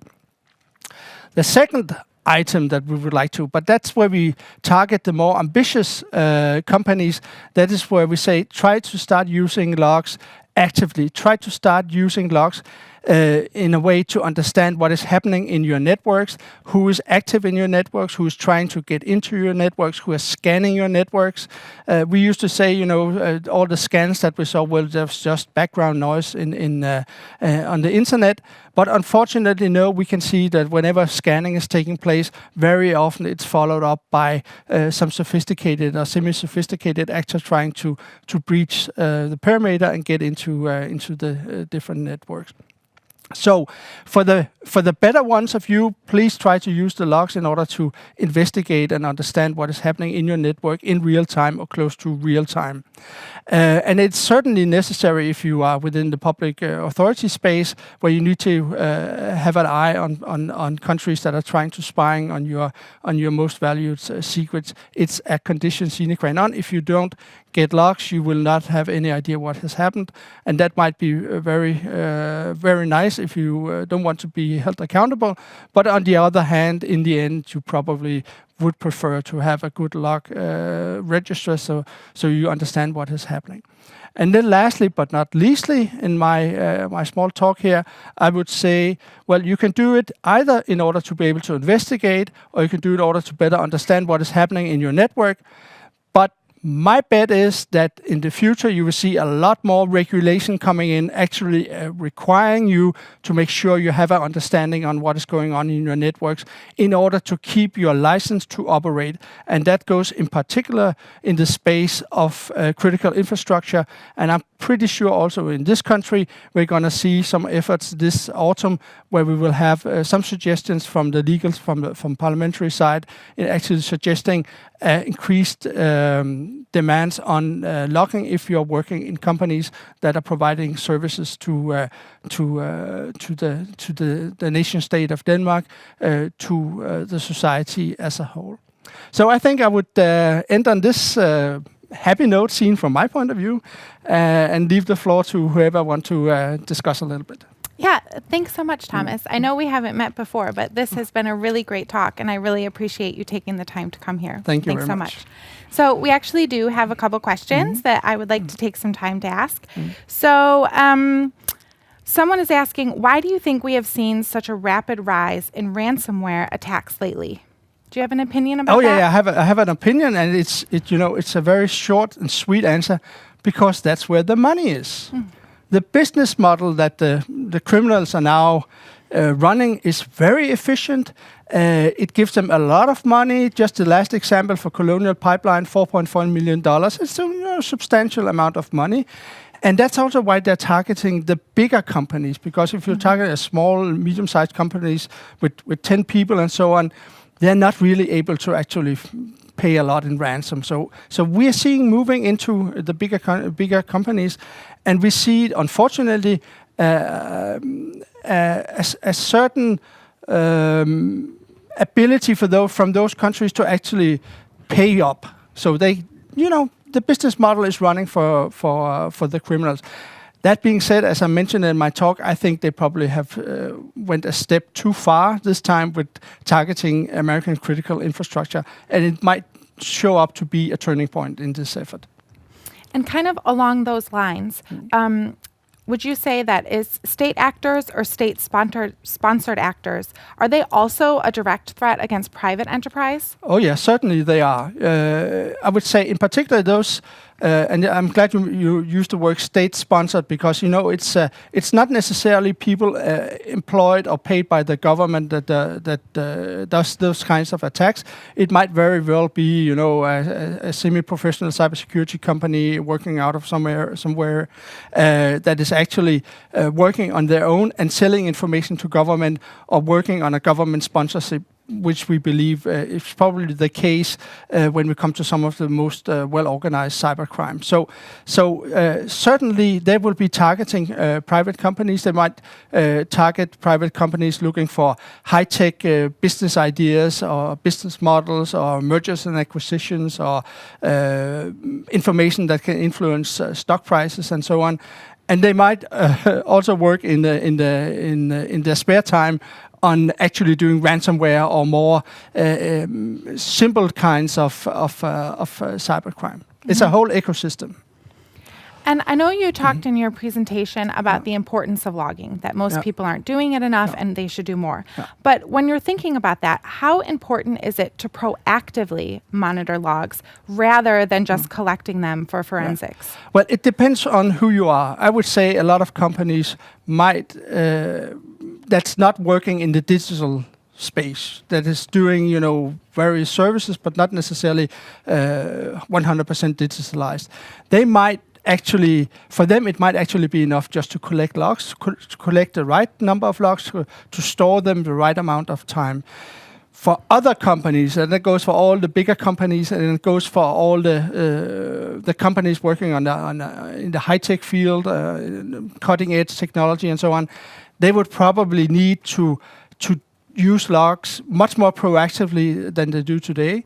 They might not actually have to do it themselves. They might ask an MSP to look for their logs and provide that kind of service, because I think, I don't know how it is in other countries, but I believe in this country, we don't have that great a workforce that is actually able to do that. It's also a skills issue, and of course we would like to see much more people going into this area of work. But on the other hand, we would also like people to actually work on the forefront of technology, develop new business models, and so on. So it's a little bit complicated. I would say I see a great future for MSPs and actually providing that kind of services to companies.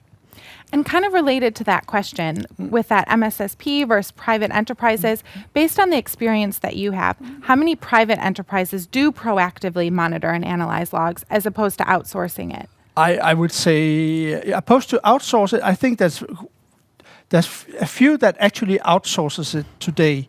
I think there's a number of the bigger companies that actually do an effort to monitor the logs themselves. They might actually have the critical mass to do that. Some of them probably won't have the critical mass to do that, or cannot do it in a sustainable way. But I would say this is probably something that Jesper would answer much better than I, since he's working right in that field. All right. I don't see any other questions, so I just want to thank you so much again for taking the time to talk with us today. And thank you very much for inviting me. I'm happy to be here.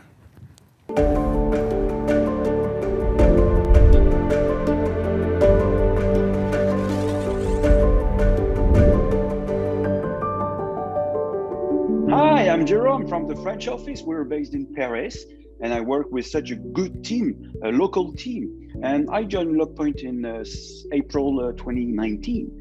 I'm very convinced that LogPoint can offer a lot of good opportunities, because we're growing very fast in our region, in South EMEA, and all around the globe, which is really cool. What I appreciate the most, at least, is the fact that at LogPoint is that we can write a story every day, and every day we have an opportunity to be better and to be more creative than the day before. So I would be very happy to be in touch with you. So should you want to discuss cybersecurity, compliance, or whatever, feel free to get in touch. At LogPoint, it's no secret that we love technology. I mean, just think about these first sessions that we've had. They've been very tech-focused. But we also love our customers. I mean, LogPoint customers are the bomb. So helping make sure our innovations meet customer needs is Brian. He's LogPoint VP for Customer Success. He'll be talking today about working together to help you succeed. Take it away, Brian. Thank you, Martha. Yeah, as Martha said, I'm Brian Hansen. I'm heading the customer success function in LogPoint, which is a fairly new function, where we have taken most of the outgoing activities that we have with customers and partners and put into one function. We have over the past 6 months hired a lot of new colleagues that you will meet in the customer success. I will get back to in my presentation what it is that we do when we do customer success. And when I say customers, I actually mean partners and customers, of course. So remember that throughout my presentation. So customer success are the ones you meet when you have questions, when you have challenges, on technical issues, architecture, sizing, training, all the things where you want to learn about using the LogPoint application. So I want today to give you an update on the activities that we are carrying out in customer success.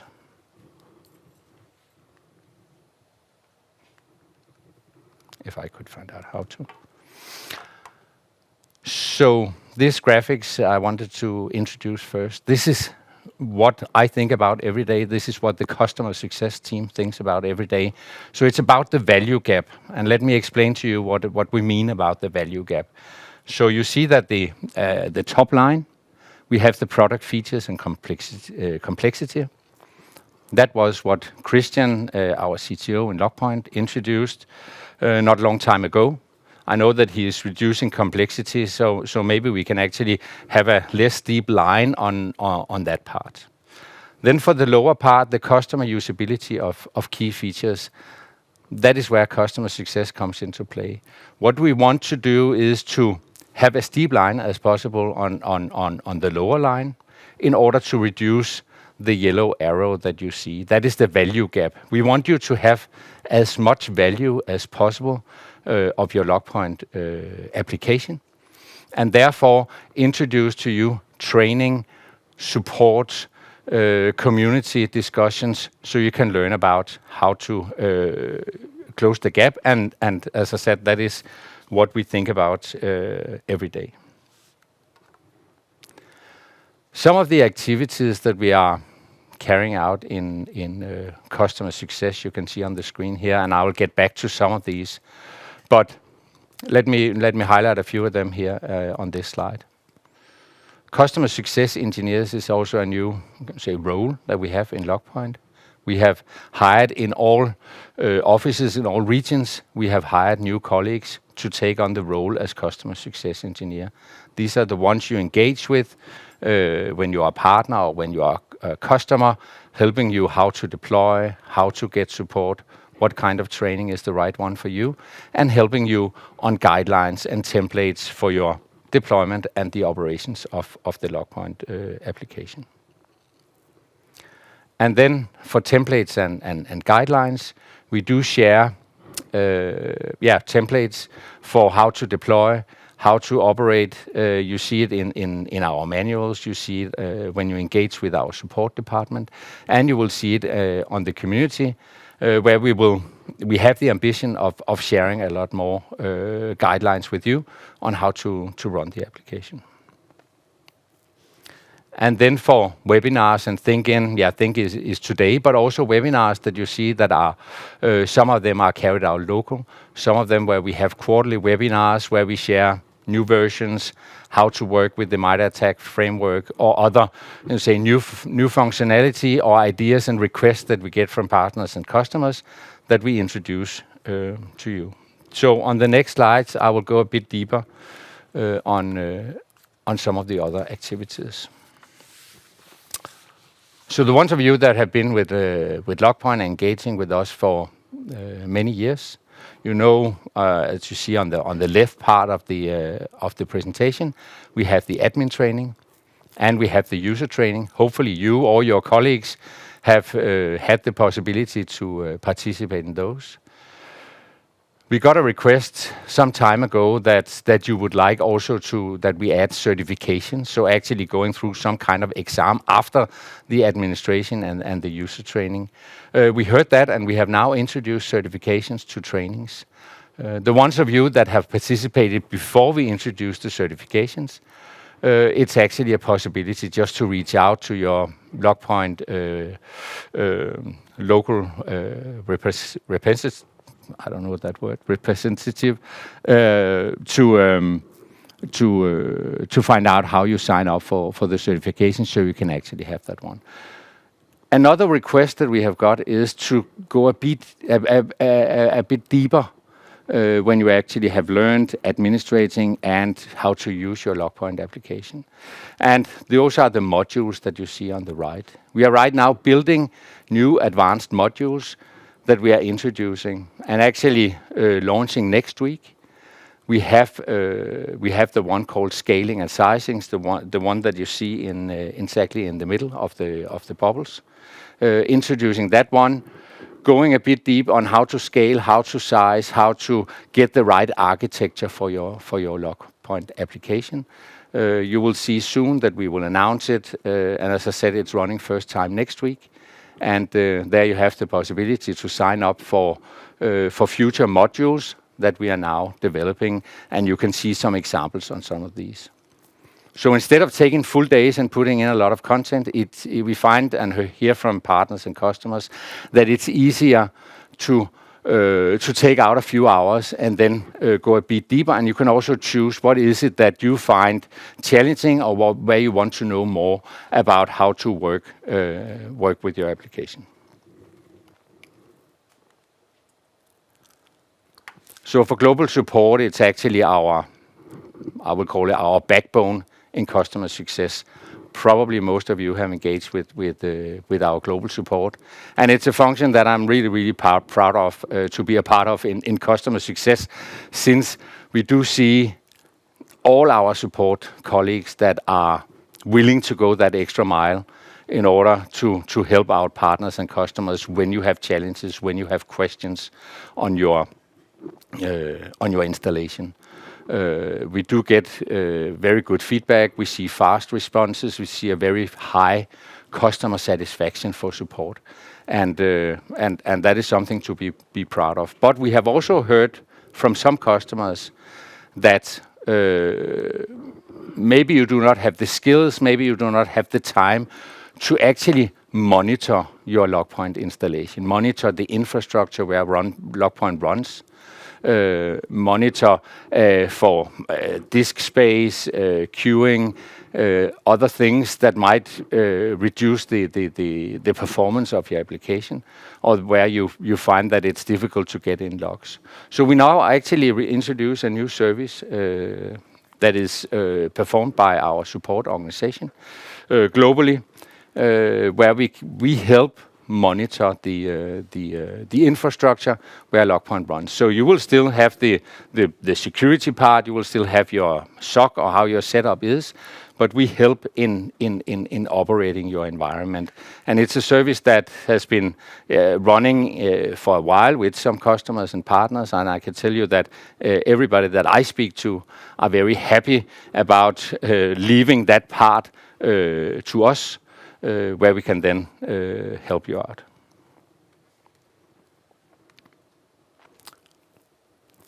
One thing that I'm not sure that many partners and customers actually spend much time on or actually know that we have, that is my fault. And today I try to reintroduce it, and I will also do more going forward on telling you about these blogs that we actually have. So on our website, we actually have blogs. So as that extra thing, not only delivering a world-class CM application, we actually also give you threats that we see in the market. We share the tactics, the kill chains, and now I just took like 3 examples from the past couple of weeks, where we also share the actual searches that you would do in LogPoint in order to find these threats in your infrastructure. I think, and I hear from the customers and partners that actually know about this, that they really like this, that we do that extra thing, not only providing the application, but also sharing knowledge from the market with concrete examples. So I encourage you all to have a look at the blogs and follow us on that part. I also know that we usually share it on the different social media channels. So follow LogPoint there, and you will also see the blogs that are coming up, and probably you can use some of them in your LogPoint installation. So today we are also introducing a LogPoint community. We have, of course, for a longer period have a LogPoint community, but it's kind of been living quiet life, let's call it that. It was kind of hidden in our help center, where you usually take down the application and the apps that we have when you want to install it on your infrastructure. We had the community. We have not seen that much activity on the on that community. So we have decided actually to rebuild our LogPoint community and hope that everyone will engage with questions, with comments, starting up conversations with other partners, customers, and of course also with LogPoint. We will be, of course, very active in the beginning in order to get this up and running, but we also hope that partners and customers will engage with each other. So actually to introduce to you and to show you a bit what it's all about, we have created a small video that I will start now. Welcome to LogPoint Community, our new community portal dedicated to peer-to-peer knowledge sharing. You can easily access LogPoint Community via community.logpoint.com. Let's start by logging in. As a LogPoint partner or customer, you can easily log in with your existing LogPoint support credentials. Not a customer yet? Simply choose LinkedIn authentication to gain read access. Once logged in, choose from our community categories and subcategories you are interested to discover topics and join discussions within.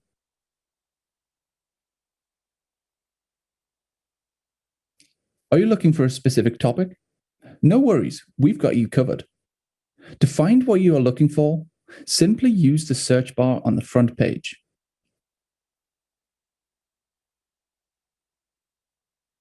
If you would like to dig deeper, simply click one of the assigned hashtags and see all related topics at your fingertips. Starting a discussion is similarly easy. To do so, click the Create Topic button in the upper right corner. Choose the correct category, create a title, a description, choose the subcategory, assign hashtags, and you are ready to go. Keep in mind, the more you engage, the better your leaderboard scores get. LogPoint Community is an integrated part of the LogPoint website family, allowing you easy access to logpoint.com, the LogPoint documentation portal, and the LogPoint Help Center. You can also easily see and sign up to any upcoming events in our event calendar. Or share your experience of LogPoint on the Gartner Peer Insights. We hope you will enjoy LogPoint Community. Happy posting. So that was introduction of the new LogPoint community, and we are launching it today, this minute. So you have access from now. You can see the link on the screen, community at .logpoint.com. And as you saw in the video, if you already have access to the Help Center and to our support application, then you also have access to the LogPoint community. So I encourage you to go and try it out. Maybe wait a few minutes until the presentation is over. But we would also really love your feedback. We have built this community. We have actually moved most of the content that we had in the old community. We have also added new content in there. So we would really like to see you in there. In the top of the community, you also see a welcome message from me. And I would, as I said, really like your feedback on how it looks or how it works, ideas on what we could do more on the community and what you would like to see going forward. So please share your feedback. And that was highlights around customer success, how we support you in getting success with your LogPoint application, how we try to limit the gap between the functionality and the complexity in the application and the knowledge that we bring to partners and customers on how to actually use the LogPoint application. So that was it for me, and maybe Martha, you received some questions. Of course I have some questions. Please take the easy ones. Yeah, thank you so much, Brian. I think it really sounds like our customers are in great hands. And I must say, I had a little sneak preview of the community portal, and it's fantastic. So I really encourage you all to check it out, as Brian said, today. So on to the questions. The first one that we have here is, do customer pain points vary by region, or is cybersecurity globally homogeneous? I would say that I really do not see big difference between regions. I mostly see difference in the different sectors that we see. Also for the engagement, the threats that we see, how LogPoint is used. We see a difference mostly in sectors and not so much in regions, I would say. One thing maybe to add is that what we have seen for now is that starting from West, from US, we actually see many partners and customers that want to deploy their LogPoint in Azure, AWS, some kind of cloud service. Actually, most of the questions we get from US is on that part right now. We do see when we move a bit more east in UK and Ireland that it's kind of half-half, and we see it starting now in Europe as well. But in Europe, still most are deploying on-prem. But I think we will see it soon. Mm-hmm. And another question we have is, how will you increase connection as LogPoint customer bases scale in size? Yeah, I think introducing the community, I really hope it will be kind of the center of where we share all these things that I told you about. You can see the event calendar. You can participate in regional events. And also, I didn't cover it today, but we're introducing some master classes that we want to do regionally, where partners and customers can kind of call into an open slot every 2 weeks, every 4 weeks, and engage with us on different topics, sharing guideline templates. And I know that many of our partners and customers that have been with us for many years actually know just as much as we do on how to work with LogPoint and how to operate it. I really hope that everybody will be active on the community. So I see that we get together on the community, and I will make sure that we will be very active, of course, on this, making sure that it will be a big success. So it sounds like if there are customers who are interested in these master classes or the new trainings, the community would be the place for them to go to find out all the information. Definitely. Yeah. It will be there. Sounds great. Thank you so much, Brian, for taking the time to talk with us today. Appreciate Thank you. it. So, moving on. Did you know that the world generates more than 2.5 quintillion bytes of data every day? I mean, whoa, that's a lot of data. But thankfully, we can use machine learning to help us make sense of it all. Here we have LogPoint Engineering Manager, Yoon, who's going to tell us a little something about LogPoint and machine learning. Hi, everyone. I'm Jon Egilsson, and I want to talk to you about LogPoint and machine learning, and more specifically, why we think it's important in detection and response to cyber threats.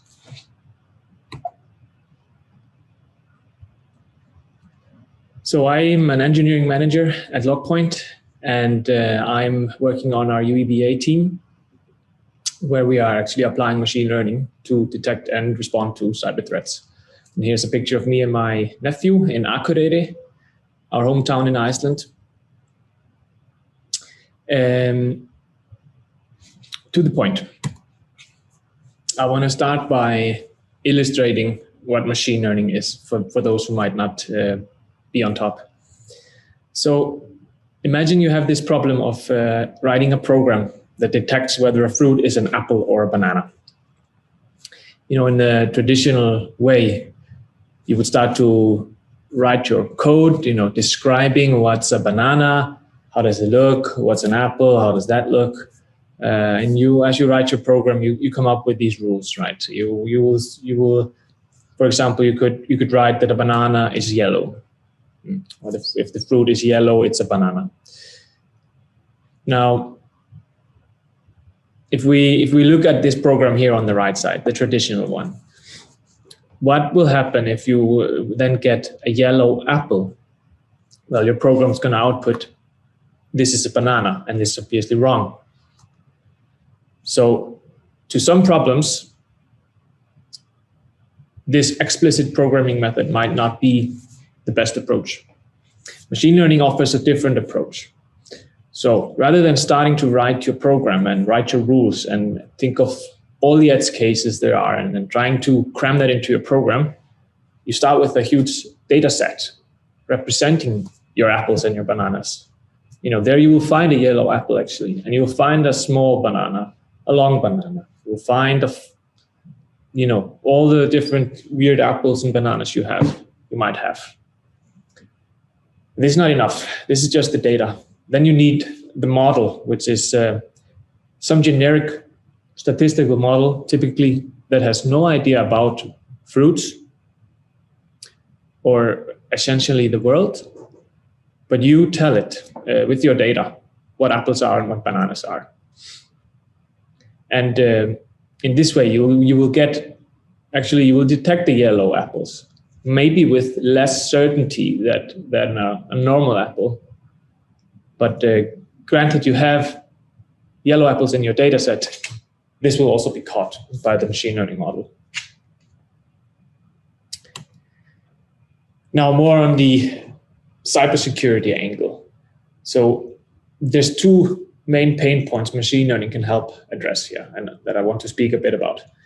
And that's one, that traditional reporting and alerting simply is always behind attackers. And then the other one is that there's a really big talent shortage of security analysts and security professionals in general. And our opinion is the machine learning can help alleviate some of these pain points.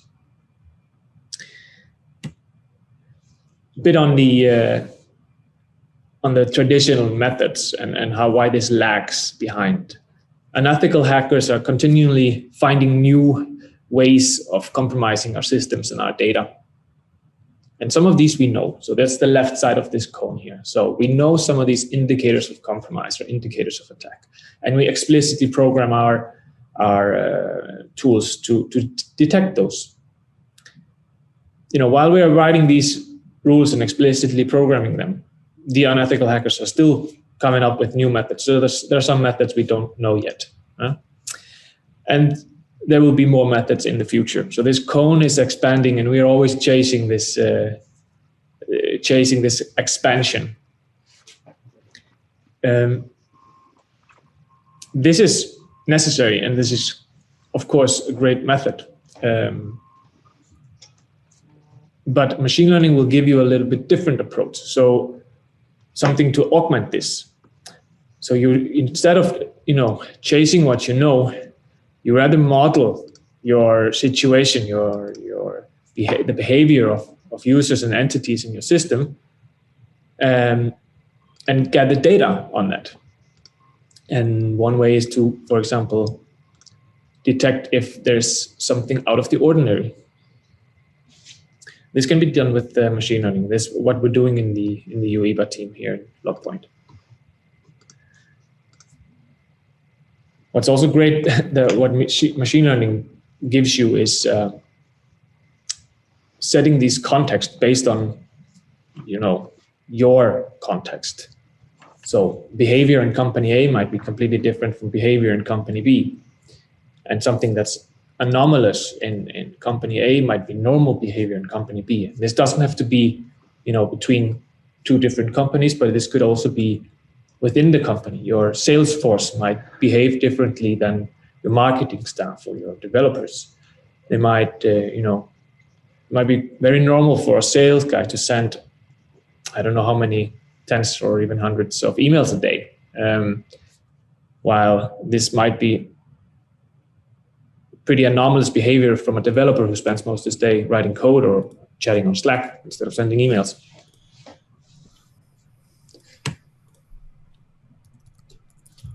And then the other pain point I mentioned is the lack of cybersecurity professionals.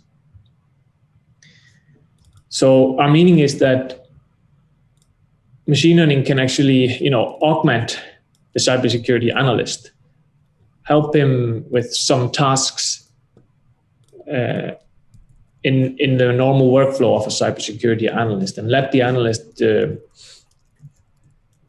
focus his efforts on other areas, where machine learning, yet at least, cannot be applied as well. So, in general, hardening of your security posture, reviewing your architectures, reviewing your infrastructure, responding to attacks and investigations.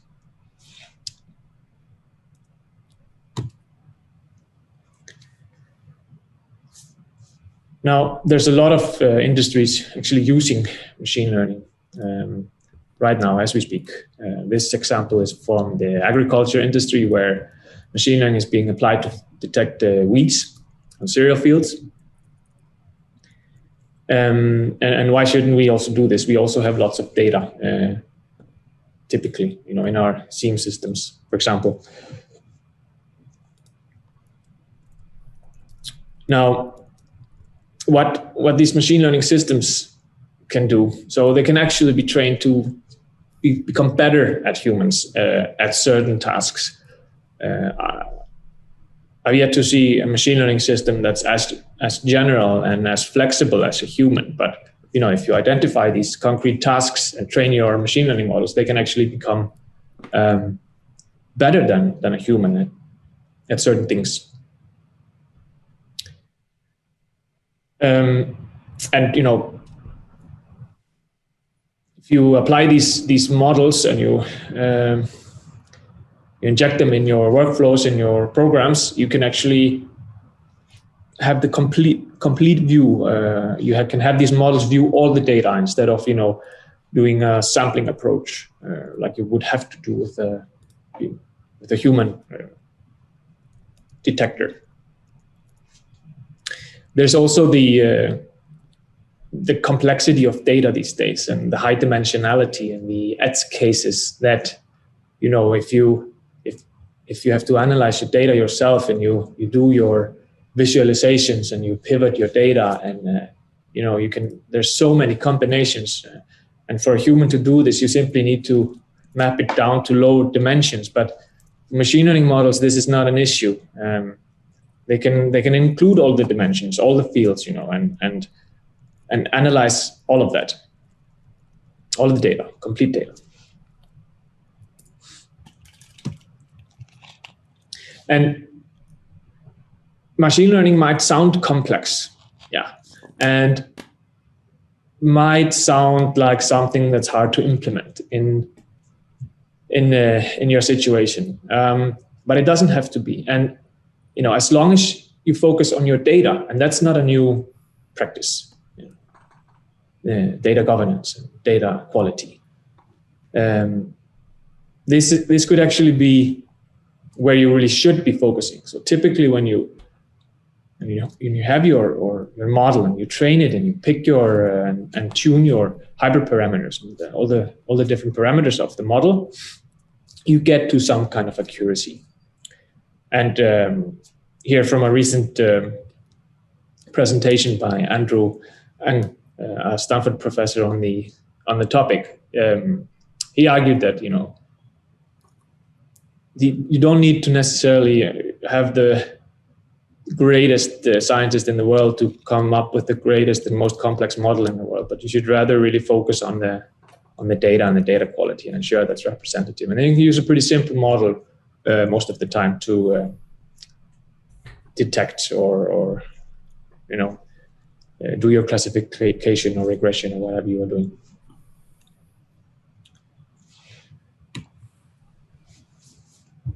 And this is just a small example of try to illustrate again, like how are we doing this in practice. And I'm sure you'll hear more about it today, and maybe you even already heard about it a bit. But for example, this one. So this is an anomaly detected by our system, where some individual logged in or was working at an anomalous hour of the day compared to what this individual normally does. As you can see, normally they work from 6 to 3. But this particular login was around midnight. This is, can obviously be detected also by normal approaches. But where it gets complex is, this individual might have way different pattern than I do, or his colleague, or someone from another department. So that context is learned. And this context is not something anyone programmed into the detection system.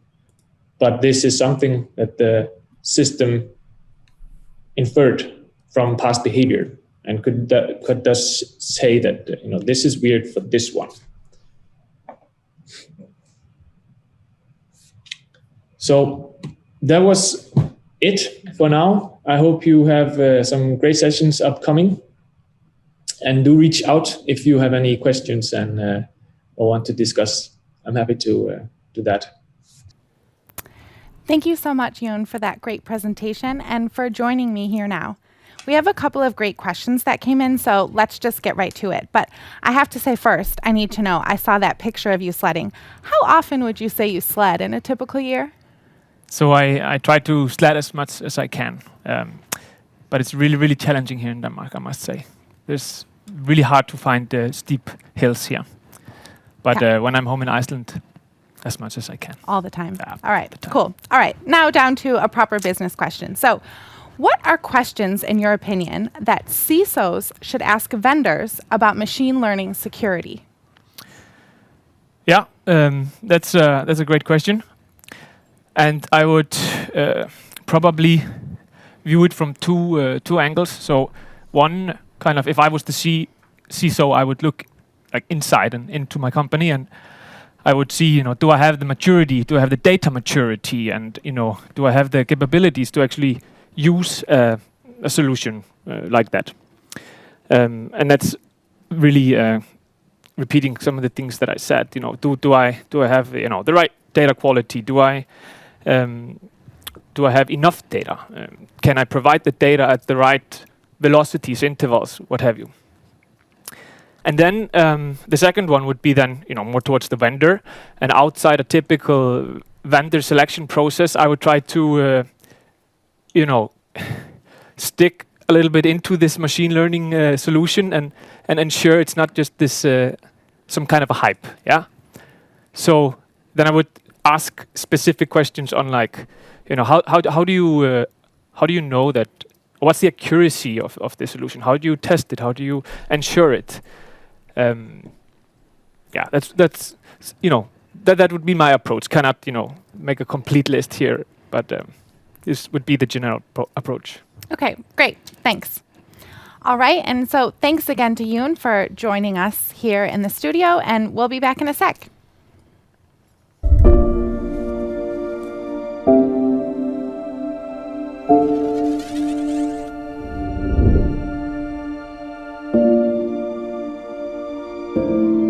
What I like most about LogPoint is we have such a collaborative team that empowers each and every one of us to succeed in spreading the brand across the globe. I find that as a team, we work and understand and align our goals to one of the common good of LogPoint. We are really a big family. There is a very strong camaraderie throughout the entire company. Here I love working with the different departments all around the world, trying to create the best team in the world.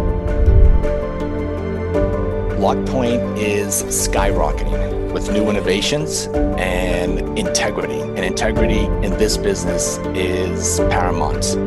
We can write a story every day, and every day we have an opportunity to be better and to be more creative than the day before.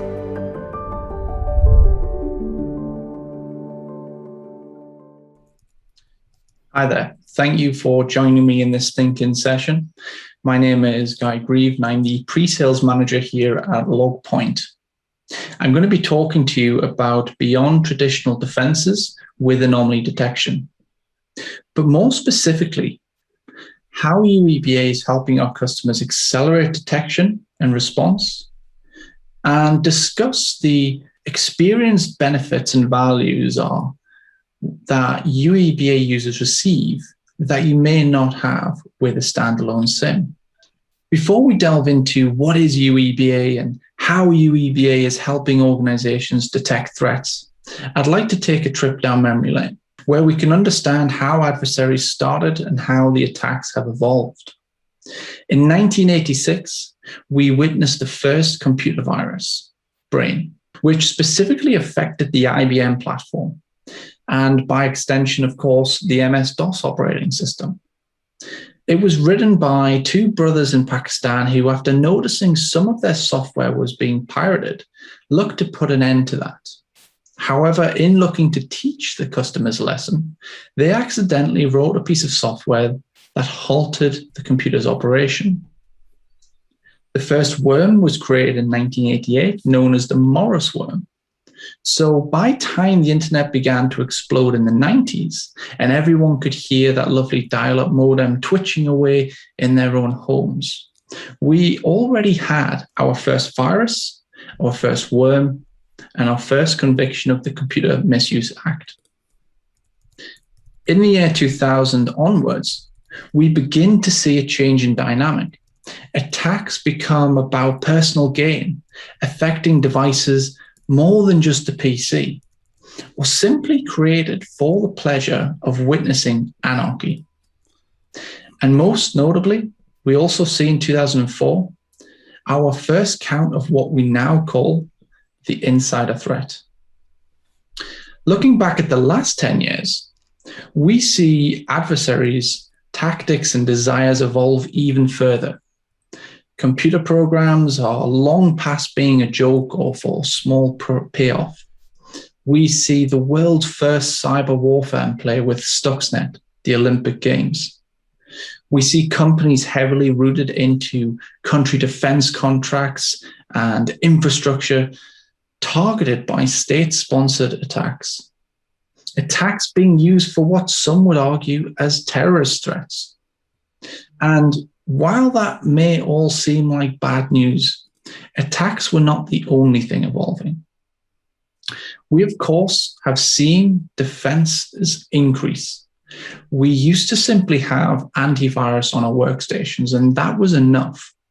Now, we have a plethora of systems under our management in organizations, ranging from set and forget systems such as DDoS protection and programs such as the antivirus platforms that continuously update hashes and signatures in the background without any interaction, to those systems that almost require a full-time employee to monitor and continuously update the policies.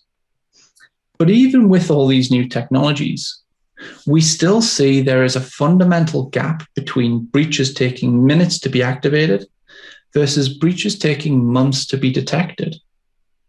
We can also see that while the majority of the threats come from organized crime at 50%, internal threats are a high percentage in breaches, and internal visibility has become increasingly critical to organizations to truly have an understanding of what is happening. So we have to ask ourselves, why is this? Well, firstly, 71% of breaches are financially motivated. Everyone will be persistent if they can grab a quick payday. But most importantly, the why leads to another question, and that is who. What we are witnessing currently is a global shortage of cybersecurity professionals. This is making it increasingly more difficult to obtain and retain skilled talent.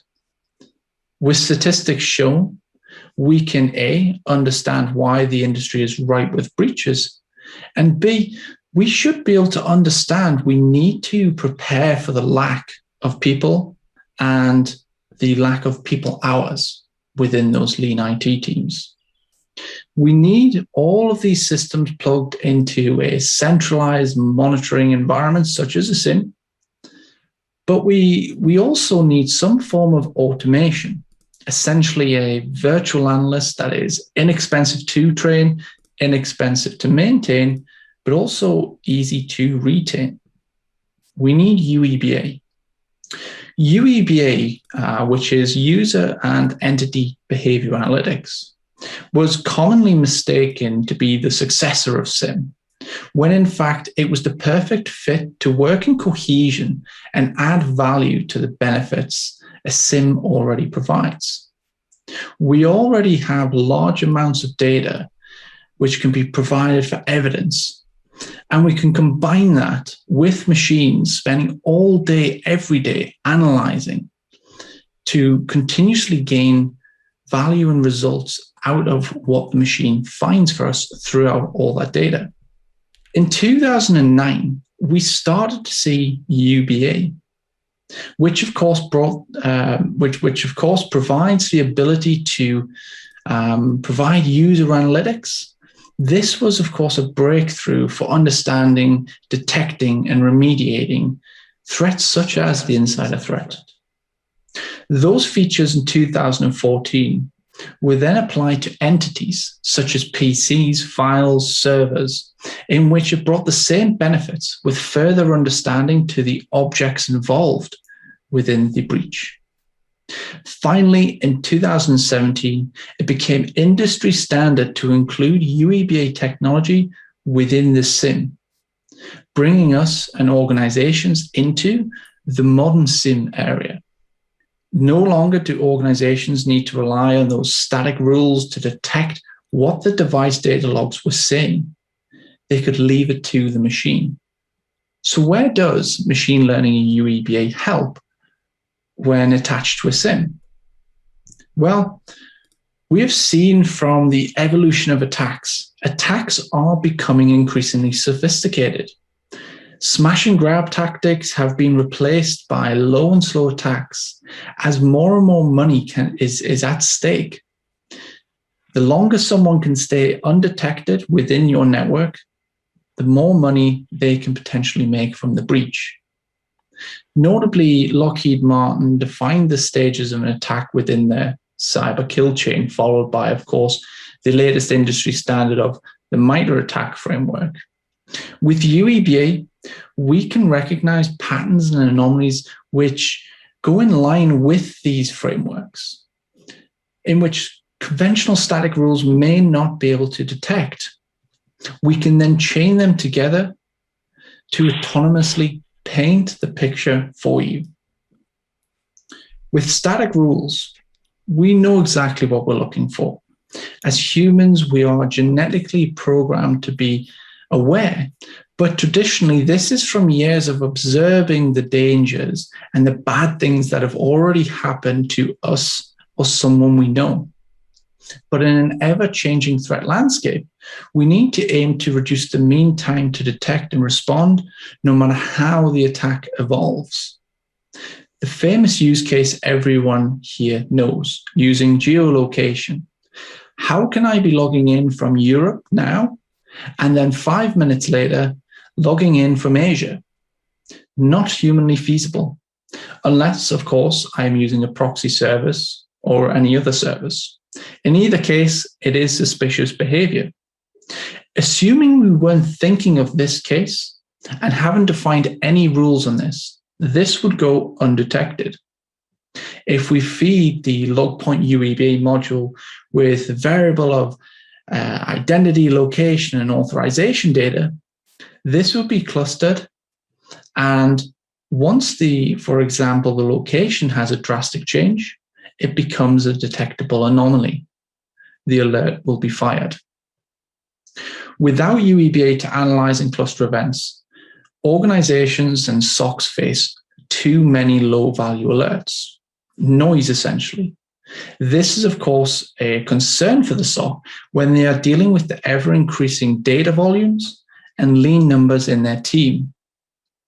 Detecting and prioritizing highest risk threats can make SOC teams more efficient, as they will be able to only investigate what is necessary, but will also have the sufficient data to respond. LogPoint is a 3-step process with UEBA. Step 1, we attribute events to those entities. So we can add whether it's the user, the IP address, or hosts. We can add in further context information, such as what groups are they part of. Step 2, we start detecting the abnormal activity. Behavior analytics is then there to start detecting any outlier events. For example, has someone logged in out of hours? Are they now accessing shares that they shouldn't be? And then step 3, we start prioritizing these events. Depending on what the anomaly was and who the outlier is, we can start weighting the information to start really understanding where we need to respond to first and foremost. So what can UEBA detect? We have an example here of a hospitality company in the services industry. And we can see in this one example, we cover off 4 use cases: lateral movement, account misuse, and privilege escalation, as well as several other red teaming attacks. So in this example, we see LogPoint UEBA can discover an attacker using OWA timing attacks. It's one of the models that can be compared. So when that attacker goes to the Outlook web access and is potentially not behaving in the way that we'd expect a traditional normal user to be behaving, we can flag that up. Straight after that and following that, UEBA also discovers a compromised account that is looking for files with passwords specifically. We then see the same user account is spotted engaging in lateral movement, and UEBA can identify all of these attacks and alerts the threat hunting team. With these pointed out by UEBA in a timeline, orderly fashion with risk scores specifically tied to individual events, the threat hunting team can easily pinpoint where they need to respond and how they need to respond. And you can see there, the insider response process is launched and the attacks are neutralized. So here at LogPoint, in true European fashion, we understand how important data is to an organization. That is why only the data required by UEBA to analyze is sent to the UEBA platform. Based on our common taxonomy, we already know how the data will look. It is already structured. We know the IP addresses will be under source_address, for example. Before sending the data, the key value pairs are hashed and then sent via an encrypted tunnel to the UEBA platform. From there, we analyze the hash data, and of course, we build the baseline on that hash, but we run that data against over 400 models of machine learning. So with all the private and public keys possible to have on our keyring, no one can see what data is in the UEBA cloud environment, not even ourselves. Once the hash is analyzed, we assign the score to the outlier if required, and then we push that information back to the on-premise deployment or wherever your deployment may be. This is where the data is unhashed, and visibility of which user or entity has had a risk score assigned to them, and more importantly, why they've had that assigned to them. UEBA is all about providing further value to the data that already coexists in SIM, extending the use cases and value per se. We need to simplify the everyday lives of our hard-pressed security analysts, making it easier and provide them with a better overview. And how is that done with LogPoint UEBA? With UEBA, we no longer need to focus on static rules. The self-learning and clustering of information gives good grounds for identifying anomalies. Implementation time and our time to value with this. With our common taxonomy, in which we've built over the last 12 years, ensures that data is already mapped and can be referenced. It works in the same way as our data works with all of our other plugins. Plug and play. This means we don't have to spend professional service time to map the information before actively using the UEBA module. This allows us to have UEBA enabled and analyzing data from day one. And even better, if we can get the historical logs, we can instantly start creating a baseline for what is normal, and more importantly, what is not. I hope this presentation was of use to you all, and I thank you all for your time. Thank you. Thank you very much, Guy. And we were so excited to actually start your presentation that we didn't get to introduce you. But of course, this was Guy, our pre-sales manager, talking about beyond traditional defenses with anomaly detection. Also about how our UEBA solution is working. And Guy, I must admit that you probably have the coolest home office decoration of all LogPoint employees, especially as a marketing guy. I think it's really cool. Are you sure it's the correct colors you're using? I'm hoping so. I mean, I use the paint matching service, so either someone owes me some money back or it is the correct service. So I like to think of it as the sales engineering headquarters here at LogPoint. That's great. That's great, Guy. And we do have a few questions on the back of your presentation here. So the first one, how long does it, or how does UEBA know what data to send to the UEBA environment? If you could put some more words behind this functionality. Yeah, it's a great question. So thanks to our incredible product and development team, they have over the last 12 years been building a single taxonomy. This means that no matter what data is coming in, we still structure it and standardize the format of the data.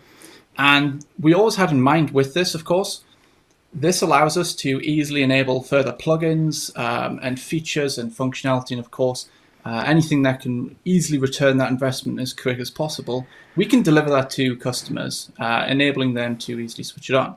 So because we know how the data is structured, we can instantaneously say, well, to meet this model, we need the requirements of, we need a name, we need an IP address, and we need maybe a port for the internet port that is used. Because we're structuring that data on ingestion, we know how the data is structured, we can easily pluck out that information and only take what's needed up to our SaaS environment for UEBA analysis. Cool. Thank you very much for that explanation. And another question here is, if you're, as a customer, interested in trying out UEBA, what kind of timeline can you expect for the setup and the benchmarking of the solution?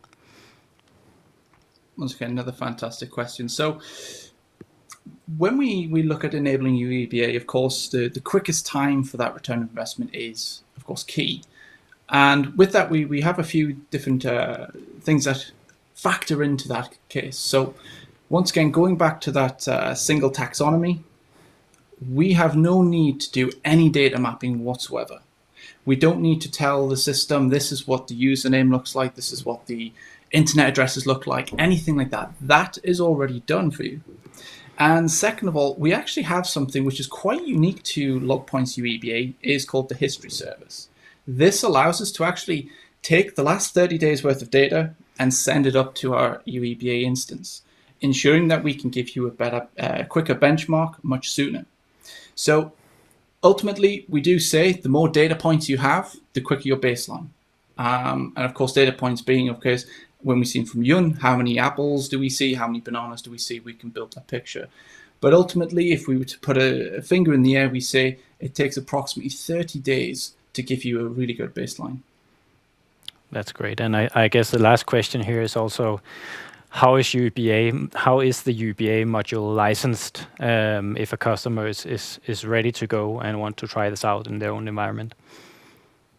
Yeah, absolutely. So following the same predictable and forecastable pricing model we have with the core SIM of LogPoint, we've opted to do the same thing with the user and entity. So what we do is we price it per entity. So the question is, how many users do I want to pay attention to? How many servers do I want to pay attention to?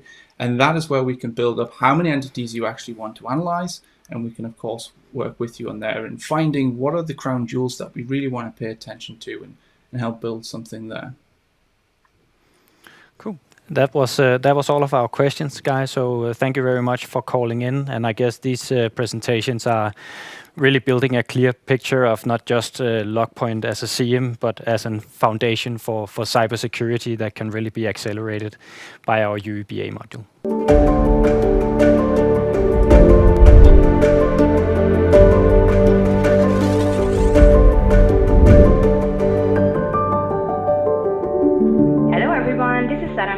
Speaking. I worked at LogPoint as an inside sales representative.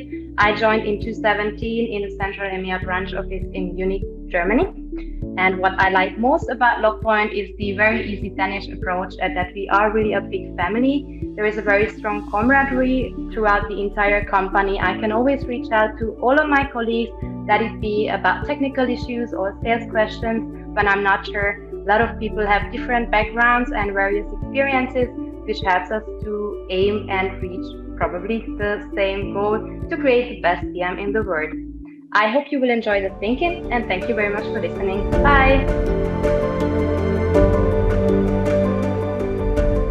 Cybersecurity, as we've heard, is no longer just for protection, but a part of a successful foundation for global companies.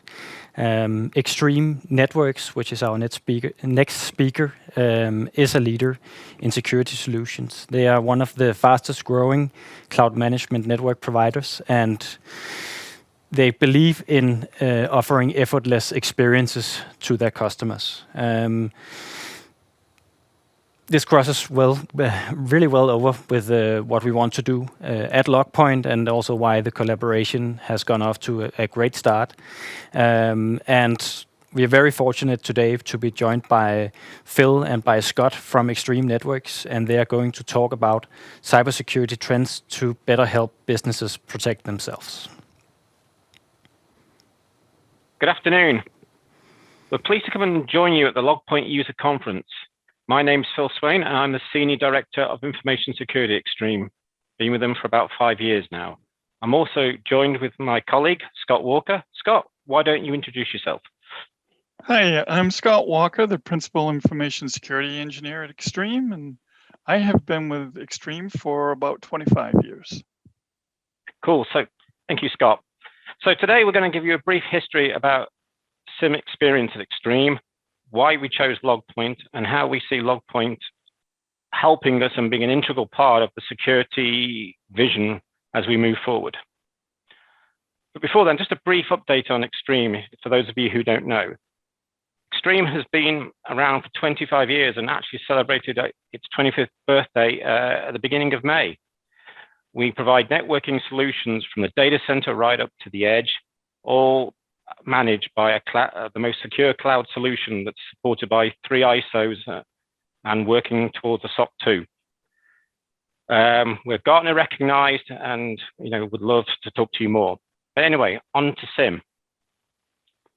So Extreme's been using a QRadar product for over 15 years now. We had various versions of it in its various names, Dragon, etc. But ultimately, it's been QRadar. Very successful, lots of experience, and Scott has got many stories to tell about the SIM and its usefulness. But about a year and a half ago, we felt it was time for a change. We wanted just a new experience to re-look at the SIM and what it could do for us, and what everything from how the GUI looked to just the approach, the structure of the hardware and of the data.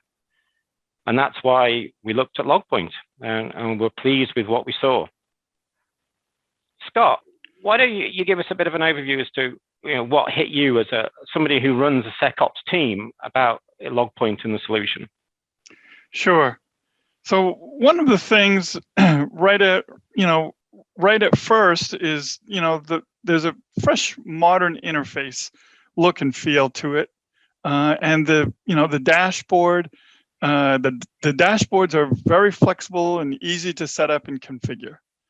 And the other thing is when it comes to log sources, you can pretty much send any log source to LogPoint. And one of the things that the LogPoint team has been very supportive of us on is when we have a log source that they don't have a custom pre-built parser or normalizer for, they can turn that around usually in fairly quick times for us if we need that. The other thing is that the upgrade process is simple and very quick. You download the files that you need, and you can do everything right from the GUI. We also like the incident capabilities because you can quantify your incidents based on the risk level, and then use that to determine whether or not how you want to send your notifications or what actions you want to take. And also, the final piece I guess I will add is the UEBA capability. The nice thing about the UEBA is there's not really any tuning required. You set up your feeds to it and let it learn the activity, and it will produce the results that you need to identify anomalous activity. Phil, you want to go from there? Yeah, cool. But I mean, Scott, I just want to, put you on the spot here and challenge you. So we've been using, and you've been using for years, the QRadar product, and then to change to LogPoint. What was that process like? I mean, you've got a SOC that has got used to using QRadar, and now you changed into LogPoint. What was that process like? How long did it take? What was sort of any training issues, etc.? It was a fairly straightforward transition. Once we got our log sources, normalized into the process, there's a fairly easy query language that you learn, and you can then really control and customize your queries and your searches, and then right from the search bar, and you can generate alerts and create widgets around using those same queries. So it was a fairly easy transition for the team. We did have a little bit of training time, but all in all, everyone picked it up fairly quickly. And I think off memory, we were able to transition from, say, QRadar to the LogPoint solution in, I think, under 3 months. Right? We're around 3 months. That is correct. Yeah. And for a SIM, that is sort of record breaking. So yeah, good work by your team. But thanks. But moving forward, so how do we see the vision of LogPoint? We've alluded to clearly, it's a good SIM, and we have the user behavior analysis features, and then they come with can scenarios. But I see the ability of LogPoint to do more, and really where the vision is, and taking into account the trend around zero trust, and sort of really validating all levels of security. I think there's a real opportunity here to sort of take the Uber data to the next level, and this is really where my team, and we're pushing, and we're working with LogPoint is. I think there's an opportunity to sort of link the Uber data to sort of real-time eventing that's happening and alerting that's coming out of the Microsoft security stack, and as well as with our cloud networking solution that has real-time awareness, locational awareness of devices on the network, and feeding these all together to get that holistic view in LogPoint using the Uber solution to really understand what's going on, where is data, or who's accessing data, what's the implication of that? Is data moving around? And really sort of provide that next level of security, that as InfoSec professionals, we really desire. I mean, Scott, what's your thoughts on this? How do you see this playing out in practical steps? Yeah, so certainly, the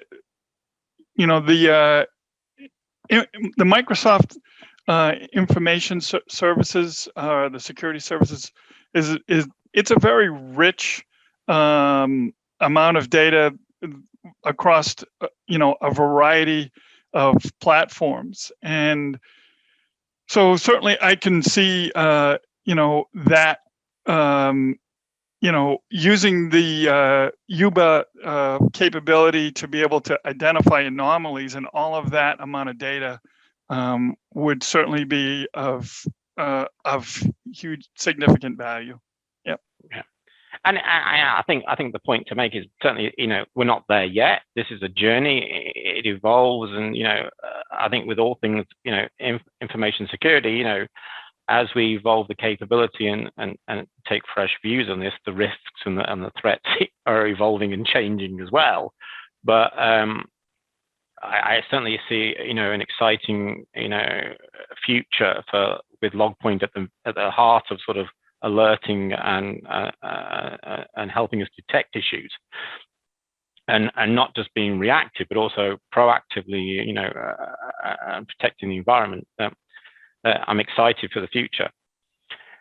Cool. It's been, with that, I turn it back over to our host, and if people have any questions, we'd love to answer them on the Q&A chat. So with that, thank you very much. Thank you. Hey, and welcome back. Thank you so much, Phil and Scott, for taking the time to join this live Q&A with us. We have a couple of questions that come in, so we'll just take some time and go through them now.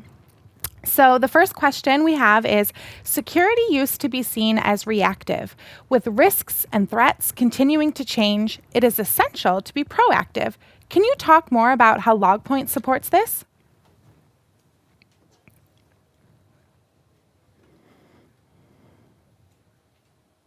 Conference.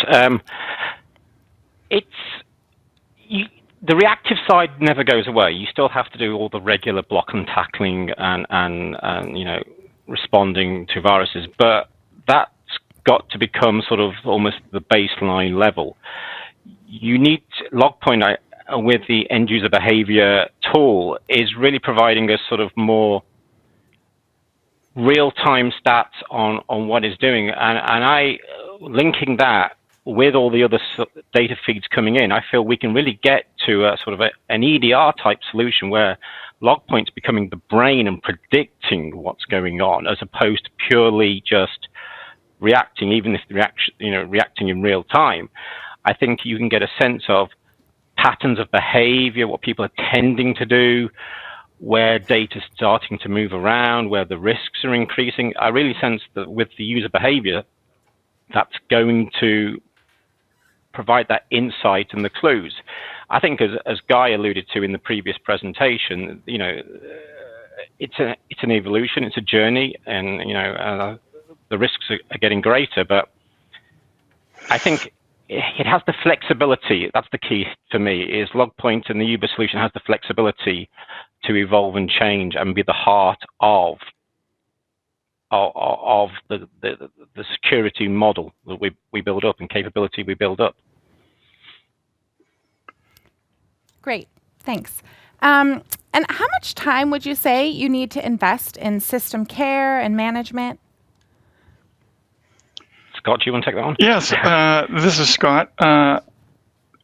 So we probably spend maybe an hour or so a week, monitoring the various health statistics and just making sure that everything's running well. The tool gives you insight into most of the vital statistics anyway, so it's really pretty simple to do. and relatively easy to stay up on. So, yep. Great. We just have one final one here that I'm hoping you can help with. You said in your presentation that it was an easy transition to LogPoint, but I'm just wondering, what was it initially that made you decide to change SIMs?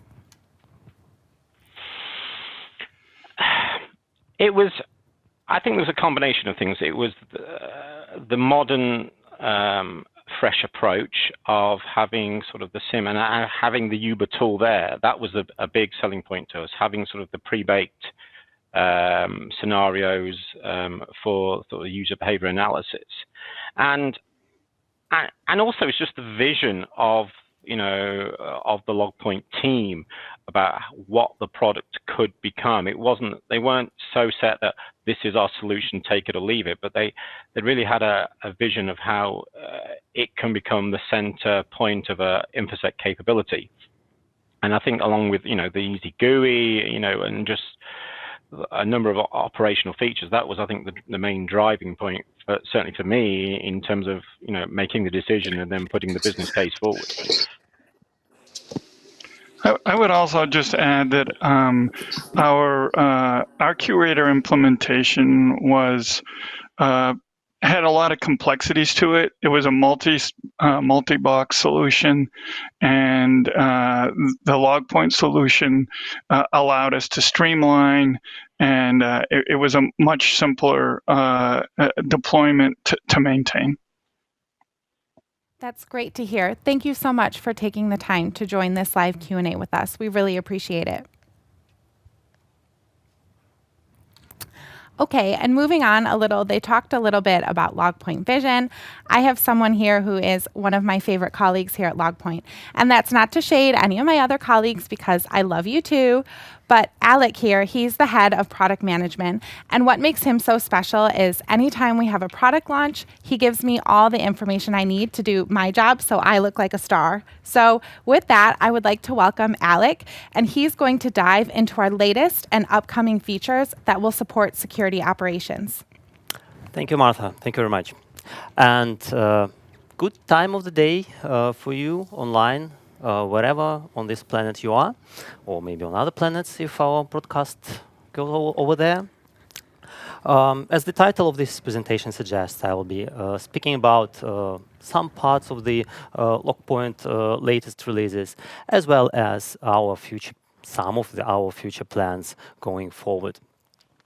Hence the agenda for this presentation is very simple, two parts. One is about the past, another one is about the future.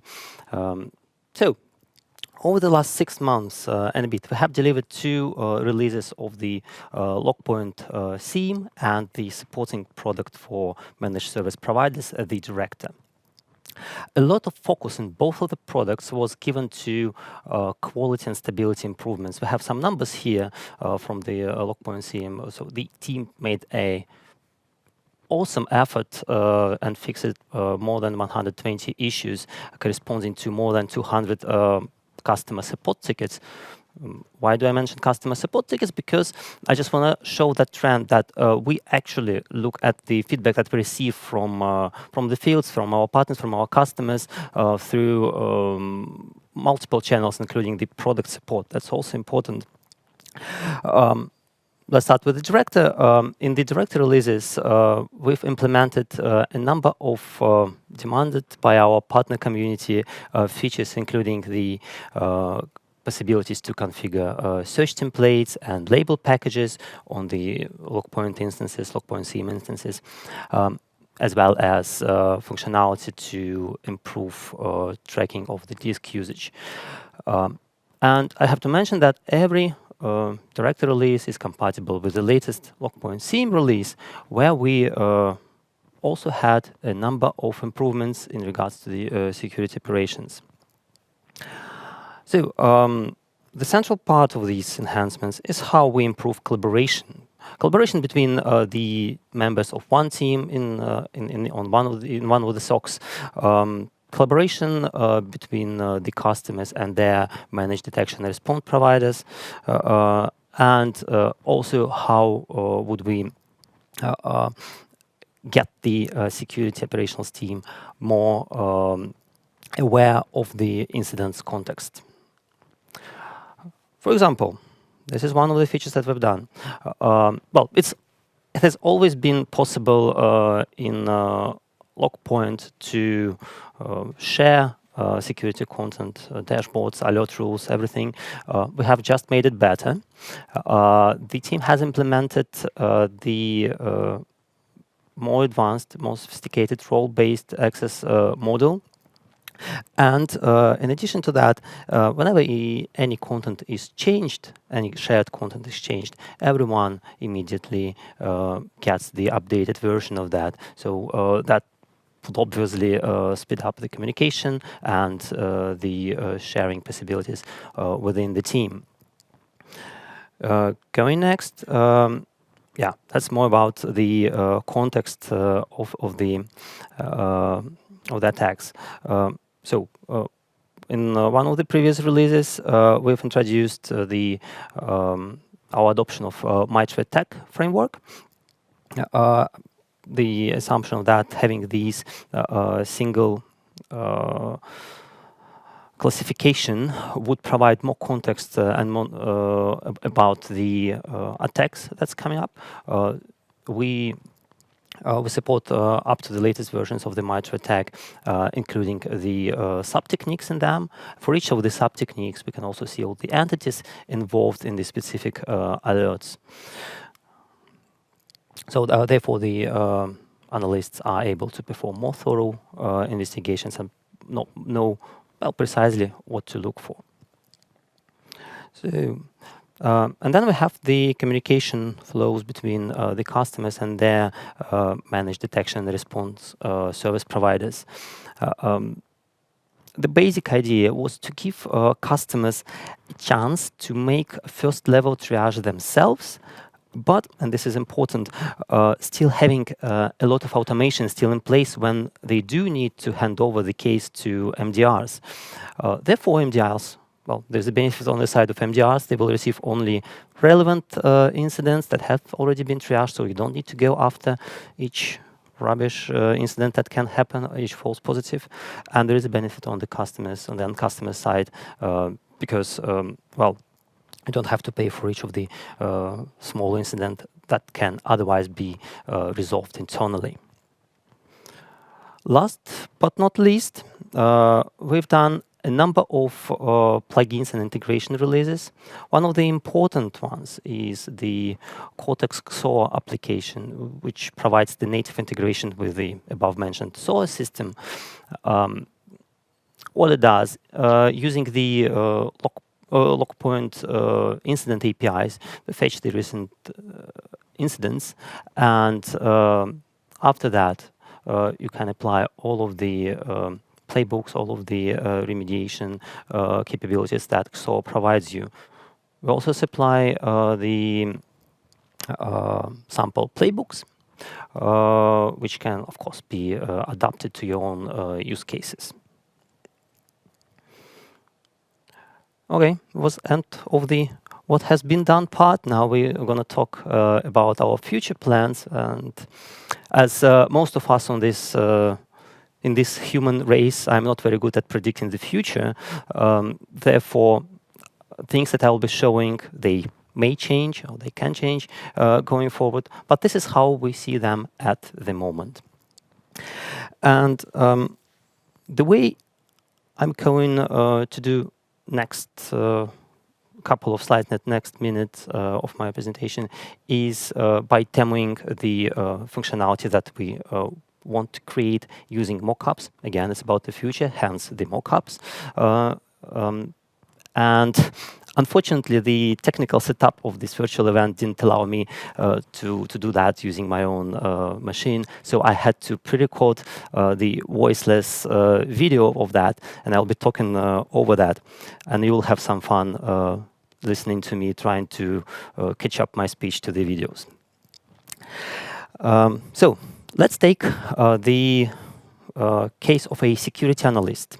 And I'll speak a lot about security analysts, who has found, this analyst has found a description of a security vulnerability on one of those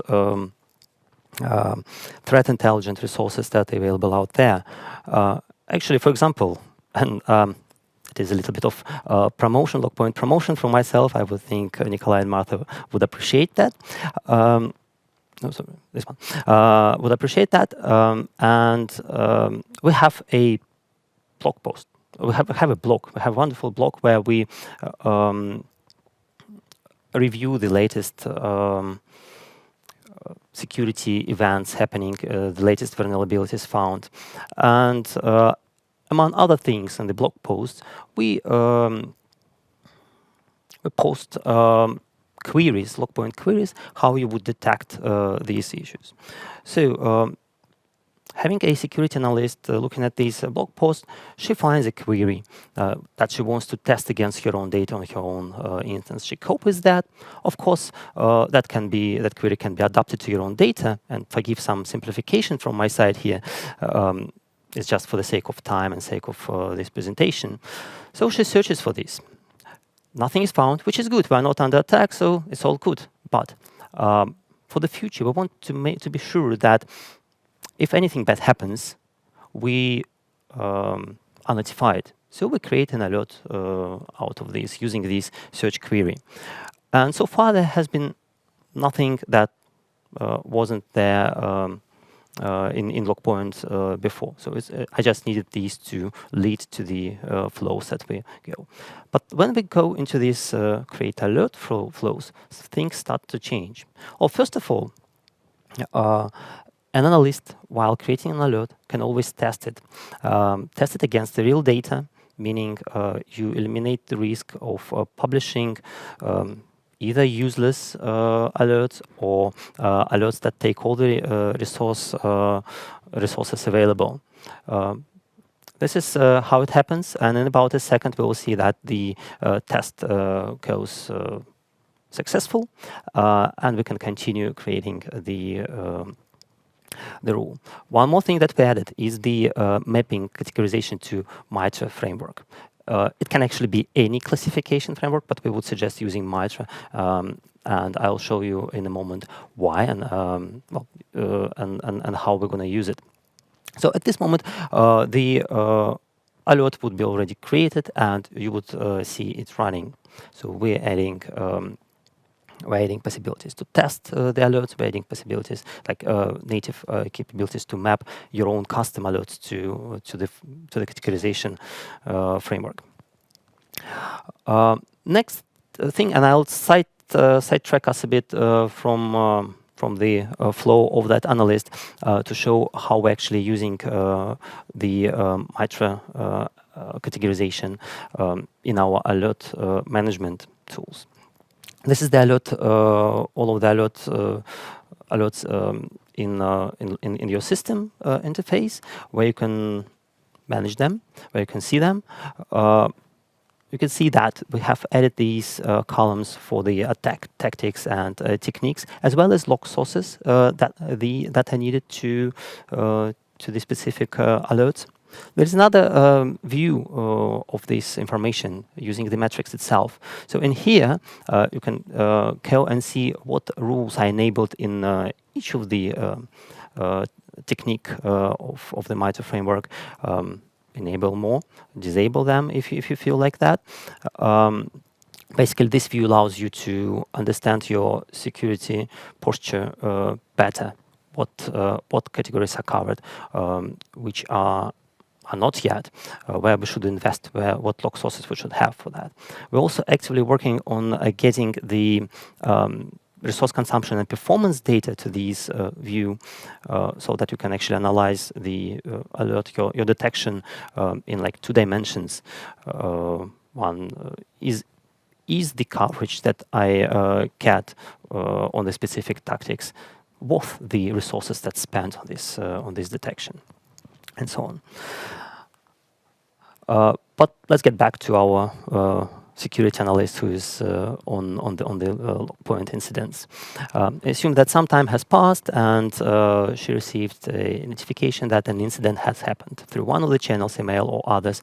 We have a number of them. So she opens LogPoint, and this is, by the way, the LogPoint incident dashboard. But then she wants to go into the specific incidents. So we navigate to the incident tab on top there, and we see the list of all incidents in LogPoint, which contains risk levels, scores, confidence of that scores, and other information. Sortable, searchable, filterable. Yeah, let's focus on this top one and open the incident itself. What we see here is the new page for an incident.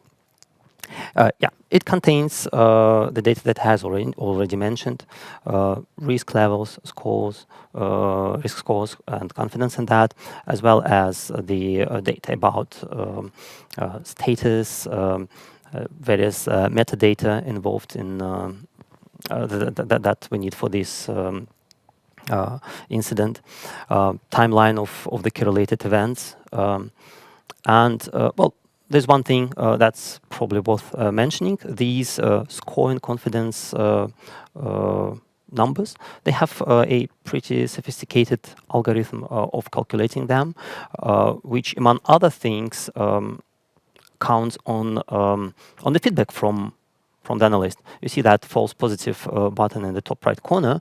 So if the analyst marks this incident as a false positive, next time when we see the incident created from this alert rule, it will have a lower confidence level. Okay, so we have the information, like the top level information about the incident, how we go about investigating this incident. There is a button on top there, called Investigate, obviously. And when we click on that, we'll start seeing the graph representation of this incident being built. What happens in the background? LogPoint uses its own algorithms to build this graph and enrich it with data. For example, we have this IP address which is correlated to this event. LogPoint has automatically made a whois lookup, and we can see the relevant data in here. Or we have this user, which is also involved in the incident, and we can see the data that the timeline of the events that that this user was involved in, which in this case came from the logs, and so on and so forth for any entity involved in the incident, for any log that we have. Yeah, overall, we have this. I was speaking about this security analyst persona, and I just wanted to mention that this is like one of the key of our personas that we use in the development. And I think this was already mentioned several times during today, that LogPoint's has as part of its value proposition, part of its mission, to help of the overloaded security analyst with the accelerated detection and response. And yeah, that concludes my presentation. I was told that we have some questions there. Yes, Martha? Yeah, we do. Thanks so much, Alec. It was a great presentation, but I must say I'm a little disappointed when you said you couldn't predict the future. So maybe my own machine learning is not on that level. Maybe your next purchase should be a crystal ball or something like that. But on to the actual questions. So someone asked, my organization uses the MITRE framework. What MITRE attack version does LogPoint support? So as of LogPoint 6.11, we support version 8.2. We work actually on getting the MITRE framework out to the plugins, so we can update it, well, regardless of the major or releases of LogPoint itself, and you can update it separately. Cool. And you presented a lot of really great, exciting things there. When are we actually planning to launch all the things that you just presented? I'm holding my own commitment on that. It's getting tough actually here. So these are the things that we are working on right now, and in some some level of readiness exists on all of them. So expect to have parts of that in the next release, which we're going to have this fall, or in the releases that come soon after. Great. And then one more thing. I know you're going to be joining us tomorrow as well. Can you maybe give us a little bit of a sneak peek of what you'll be presenting tomorrow? Yeah, tomorrow is the roadmap day.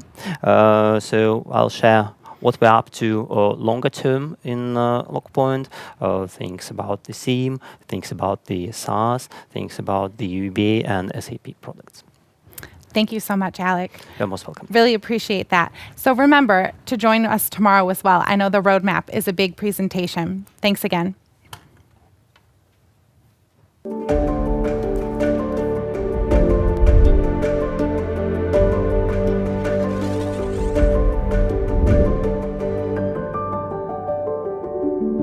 Hi, I'm Doug Gote, Enterprise Account Manager at LogPoint's.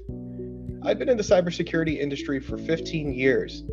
And since I joined LogPoint, I've had such a great experience working with the team here in Boston, as well as our team in HQ in Copenhagen. What I like most about LogPoint is we have such a collaborative team that empowers each and every one of us to succeed in spreading the brand across the globe.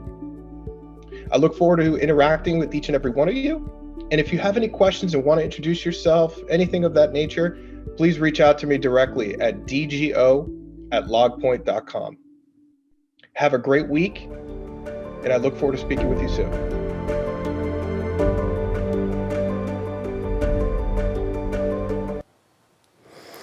Thank you very much for the kind words, Doug. I am here to present the next speaker. It is Mika Hållfast, and I hope I pronounced that correctly, from CGI, where he is the VP of Security Lead. He has 15 years of experience in technology architecture and cybersecurity, and manages the ongoing cyber learning program within CGI and for their cybersecurity experts. We're very fortunate to have Mika joining us today and discuss how LogPoint enables CGI in performing threat hunting. Good morning, or good afternoon, or good evening to everybody. Welcome to my session of threat hunting on LogPoint seminar. My name is Mika Hållfast. I come from CGI, and I'm here to present how LogPoint enables us to perform efficient threat hunting. And the agenda for today is relatively simple. We'll do a short introductions and the agenda for the company and for myself, and then we'll go into the threat hunting. I will give some background for how do we do this and why do we do threat hunting, so that you can put the context around the topic from our perspective.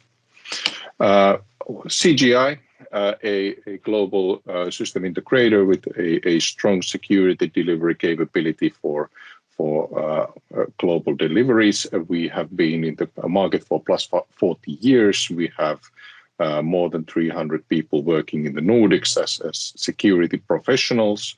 We also operate a number of security operations centers globally.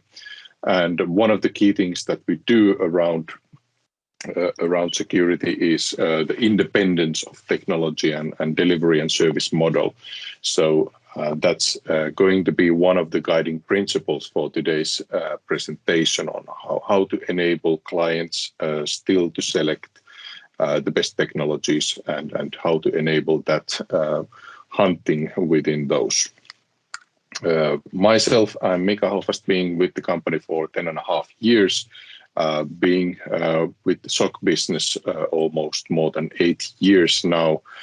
Been building SOCs in all the continents, mainly of course in the Nordics, but also in Australia and in Northern America. So also been contributing to various studies around what are security operations centers. But that's the background for the company and the present. CGI does a lot of services around cybersecurity. We usually divide them into 3 major categories. One is the risk consulting, then are the technical services that we do for clients, And the fourth one, what we will be discussing today is the operational services, including security operations centers and other managed security services. But from that perspective, we are one of the few companies that can deliver all the security services what the clients needs. So in terms of consulting, technical support, and continuous services. From that, I think, yes, we still have security operations. How do we do that? So just to give you a background on how do we do security operations, it's highly customizable service delivery and deployment model. That is why usually we don't do the follow the sun type of approach on different security operations centers. But as you can see on the map, we are heavily focused on the client environment and client proximity on our security operations centers. So for example, in Europe, we serve the different markets and different industry sectors with a proximity. And these security operations centers then can adjust to the client needs, and also we can do a lot of application level and operational technology level monitoring for the clients. And one of the key things on us is the level of analysis and reaction. So we take the security operations into much more detailed level. And that is something that we will be discussing today when we go into the details of threat hunting, because that requires us to have a contextual information from the client and also quite a good understanding of the client environments. Continuous improvement is, of course, everybody is doing that, but that's key on the security. As we all know, we also need to have flexible platforms to do that. So that's one of the things. And a few pictures from our security operations centers in the bottom. So how to do efficient threat hunting? We do this in multi-client environment, so just some background around that. And then the utilization of threat intelligence also in the hunting. And then we go into the details of the actual hunting. We operate in a multi-client environment always, and the clients usually have a multi-vendor environment also. So to accommodate this and the local legislation of data location and how the different security requirements that the clients have, this is a crucial part. How do we structure the environment in order to deliver hunting and in order to deliver security services? So we've selected LogPoint as the same technology that we use, and we always try to build we also have exceptions for this, and the client environment might be in cloud and so on. But we always have a client dedicated CM installation, LogPoint installation, that will help us to kind of accommodate all the security requirements that the clients might have. We'll of course have our own layer of security. We'll use the SOAR platform for that to provide kind of the efficiency and efficiencies from multi-client operations, and for that we use the SOAR platform. So this is mainly the environment. We have had to develop certain things on top of LogPoint in order to accommodate the multi-clients and multiple CM installations. The other approach that the market is taking is that you have a really big one installation where you can then deliver hunting, for example, in a different way, but we've had to come up with a solutions on to accommodate this multi-client approach. One of the important topics is, of course, and coming out of this multi-client and multi-installation environment is the threat intelligence distribution on how can we actually distribute the information efficiently into those environments, and this highlights it. So whenever we get any background information, for example, from the hunting operations or from threat intelligence, this is how we distribute it then, and we distribute the detective controls into, or detective information into the CMs. So we'll automatically distribute a number of different information to all of the environments, and for that we had to come up with a solution also to do that. We can also send out preventive information or machine readable threat intel to client environments for updating their preventive controls, but that's done differently. Good. Threat hunting. So I always like to start by defining the threat hunting and how do we distribute it, and we usually do it by dividing it into three categories: case-based threat hunting, periodic threat hunting, and trend analysis. Or of course, there's ad hoc hunting, but that's on top of this, and that's usually not something that we as a service provider include into the agreements. It's usually periodic threat hunting or case-based hunting. So the case-based hunting we usually do, it's either based on the source target or in terms of multi-client, whenever we get intelligence that we can utilize to identify topics in other clients also. The periodic threat hunting is then a time-based hunting, which means that it's done either monthly or quarterly, or it can be done daily, of course, if the client wishes that. But that's the indication, and the starting point for that doesn't come from any indication. It comes from the calendar, and it has different strategies based on what do we do. For example, we might do Active Directory based hunting on every single first week of the month. We might do Active Directory based hunting, or the second week we might do DMZ based hunting, and so on. So that's the hunting strategy that should be done on that. And the third one is the trend analysis, which we also treat as a hunting operation. So we might do usually monthly trend analysis. So, for example, how many incidents we have, and how many, stupid example, but let's give it how many blocks in the firewall we have, and if that's increasing or not, and kind of having insights from there, and based on that, starting to analyze what is the background of that phenomenon. On the case-based threat hunting, I'll be explaining a bit more detailed our environment. So we have the CM installation, the client's multi-vendor environment where the log data is transferred to CM solution. Based on that, we get the alerts, and those alerts are sent to our SOAR platform for more details.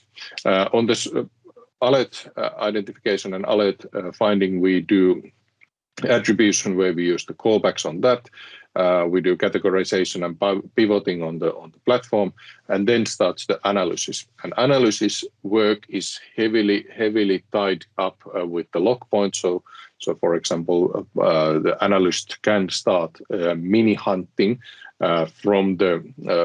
automatically from the SOAR platform. So for example, pre-compiled queries to the information and such can be done automatically by the SOAR platform, and then the actual queries then opened up in the CM solution of the client installation. So this helps strategically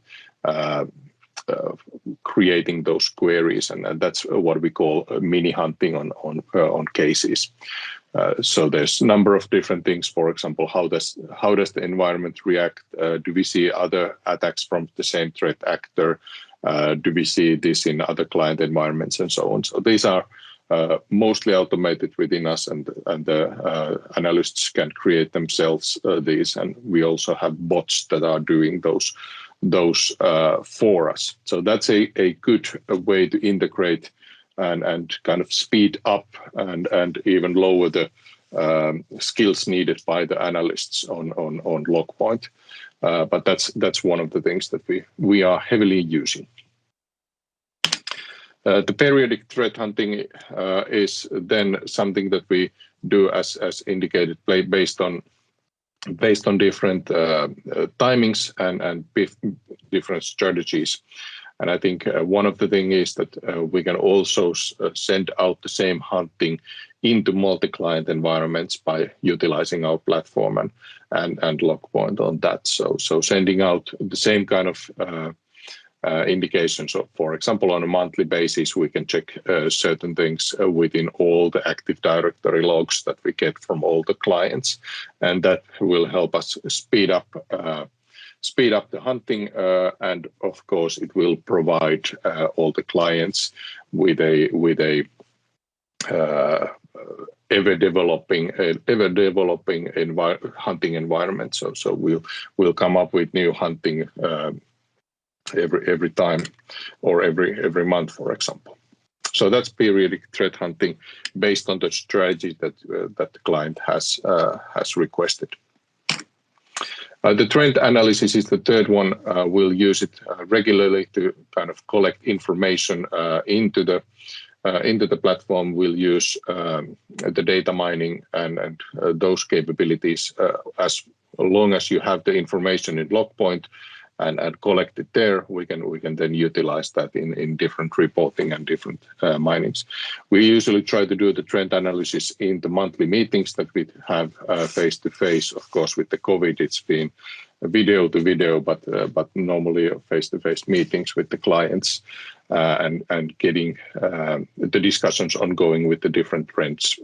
That yes, we see these alerts and these events increasing. Is there a phenomenon behind that, and should we start a analysis or hunt based on that? So as a conclusion for this topic, distributed environment collection and information is critical. I think LogPoint is ideal from perspective of data collection and licensing models for distributing the environment and doing the log collection. Of course, we have had to come up with a series of solutions how to then manage that those dozens of installations that we have. That's crucial, but I think we've done quite well on that. Then I always recommend to have a hunting strategy. It's something that needs to be, as a service provider, it needs to be quantified. It needs to be detailedly explained on what is the hunting strategy, and then the definition is of course crucial on that, and then delivering the hunting for the clients is in some cases interesting and fun, and I think we try to do the simple ones. We try to automate the simple ones, and then then it leaves time to do the more advanced ones. But even when we create those advanced hunting scenarios, the distributed environment allows us to do that for all the clients. So with that, I conclude this presentation, and I am available for questions now. Thank you from my and CGI's side. Thank you. Thank you very much, Mika. And we now have you with us for questions, I hope. It was a great presentation, and one of the questions that we have here from the audience is if you can offer any steps on how to actually build up a hunting strategy if you don't have one today.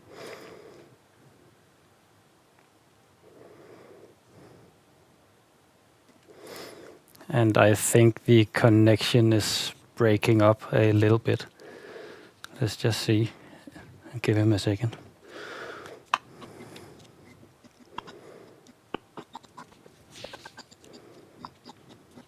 Can you hear us, Mika?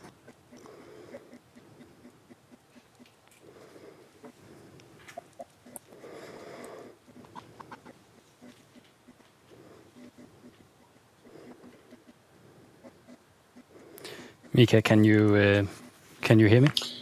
Great. Can you hear? Yes, the line is breaking up quite a bit. Maybe it's better now. You hear me? Yes.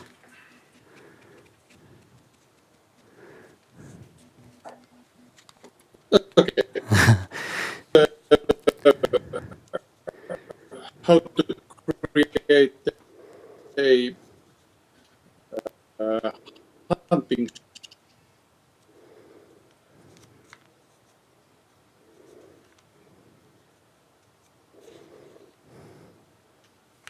strategy.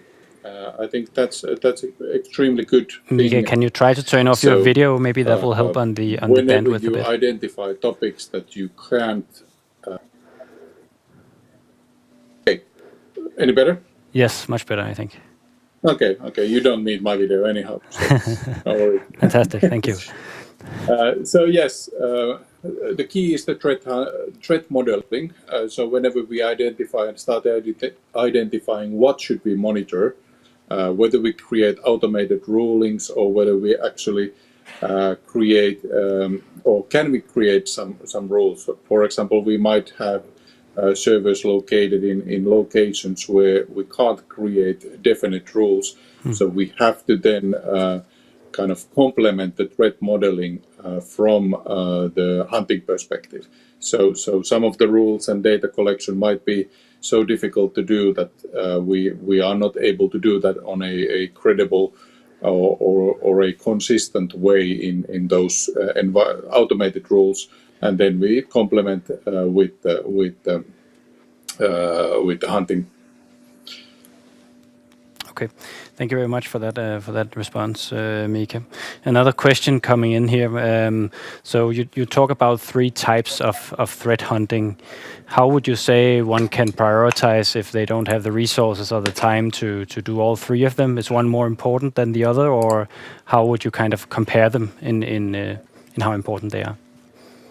Yeah, I think periodic threat hunting is really good in that sense, because then it gives us I would almost call it as a kind of a purple or red theming, so that we can complement the other functions. And of course, periodic threat hunting is something that we can scale quite easily. So, for example, if we do monthly or even quarterly types of hunting, that's scales quite well. So defining, we usually do clients a kind of based on the threat modeling, we identify what should be done, and then we identify a set of bank of hours or set of money that they want to use on threat hunting, and then we allocate that in a most efficient way. And that's where kind of the CM-based threat hunting is really good, because it's much more easier than to do kind of forensic-based hunting. Yeah, okay, that makes sense. And you also listed LogPoint as an idea for kind of data collection. Can you talk more about, what are the strengths of LogPoint that led you to make this recommendation? Yeah, so from my perspective, the architectural capabilities that we use in many of our environments, that's one of the things where we want to use LogPoint. I think from a hunting perspective, the ability to collect as much information as possible without the constraints of EPS or gigabytes is definitely something that is a winning strategy for all of us. Amazing. That was the end of the questions, Mika. Thank you very much for joining us, and enjoy the rest of your evening. Thank you, everybody. Have a nice day. Fantastic. And that was actually the end of our main track for today. So now we move into breakout sessions. There are 2 different tracks, and the first one you can listen to Niels Grumney from LogPoint. He will talk more in depth about the MITRE ATT&CK framework. And afterwards, Sandesh from LogPoint will also talk about how to build operations automation and how to manage large deployments with the LogPoint Director. Breakout 2, you can listen to Ben Harrison from Switzerland, one of our MSSP partners, that will tell you more about best practice for SOCs, followed by Christoph Aschauer, who will talk more about security challenges within SAP environment.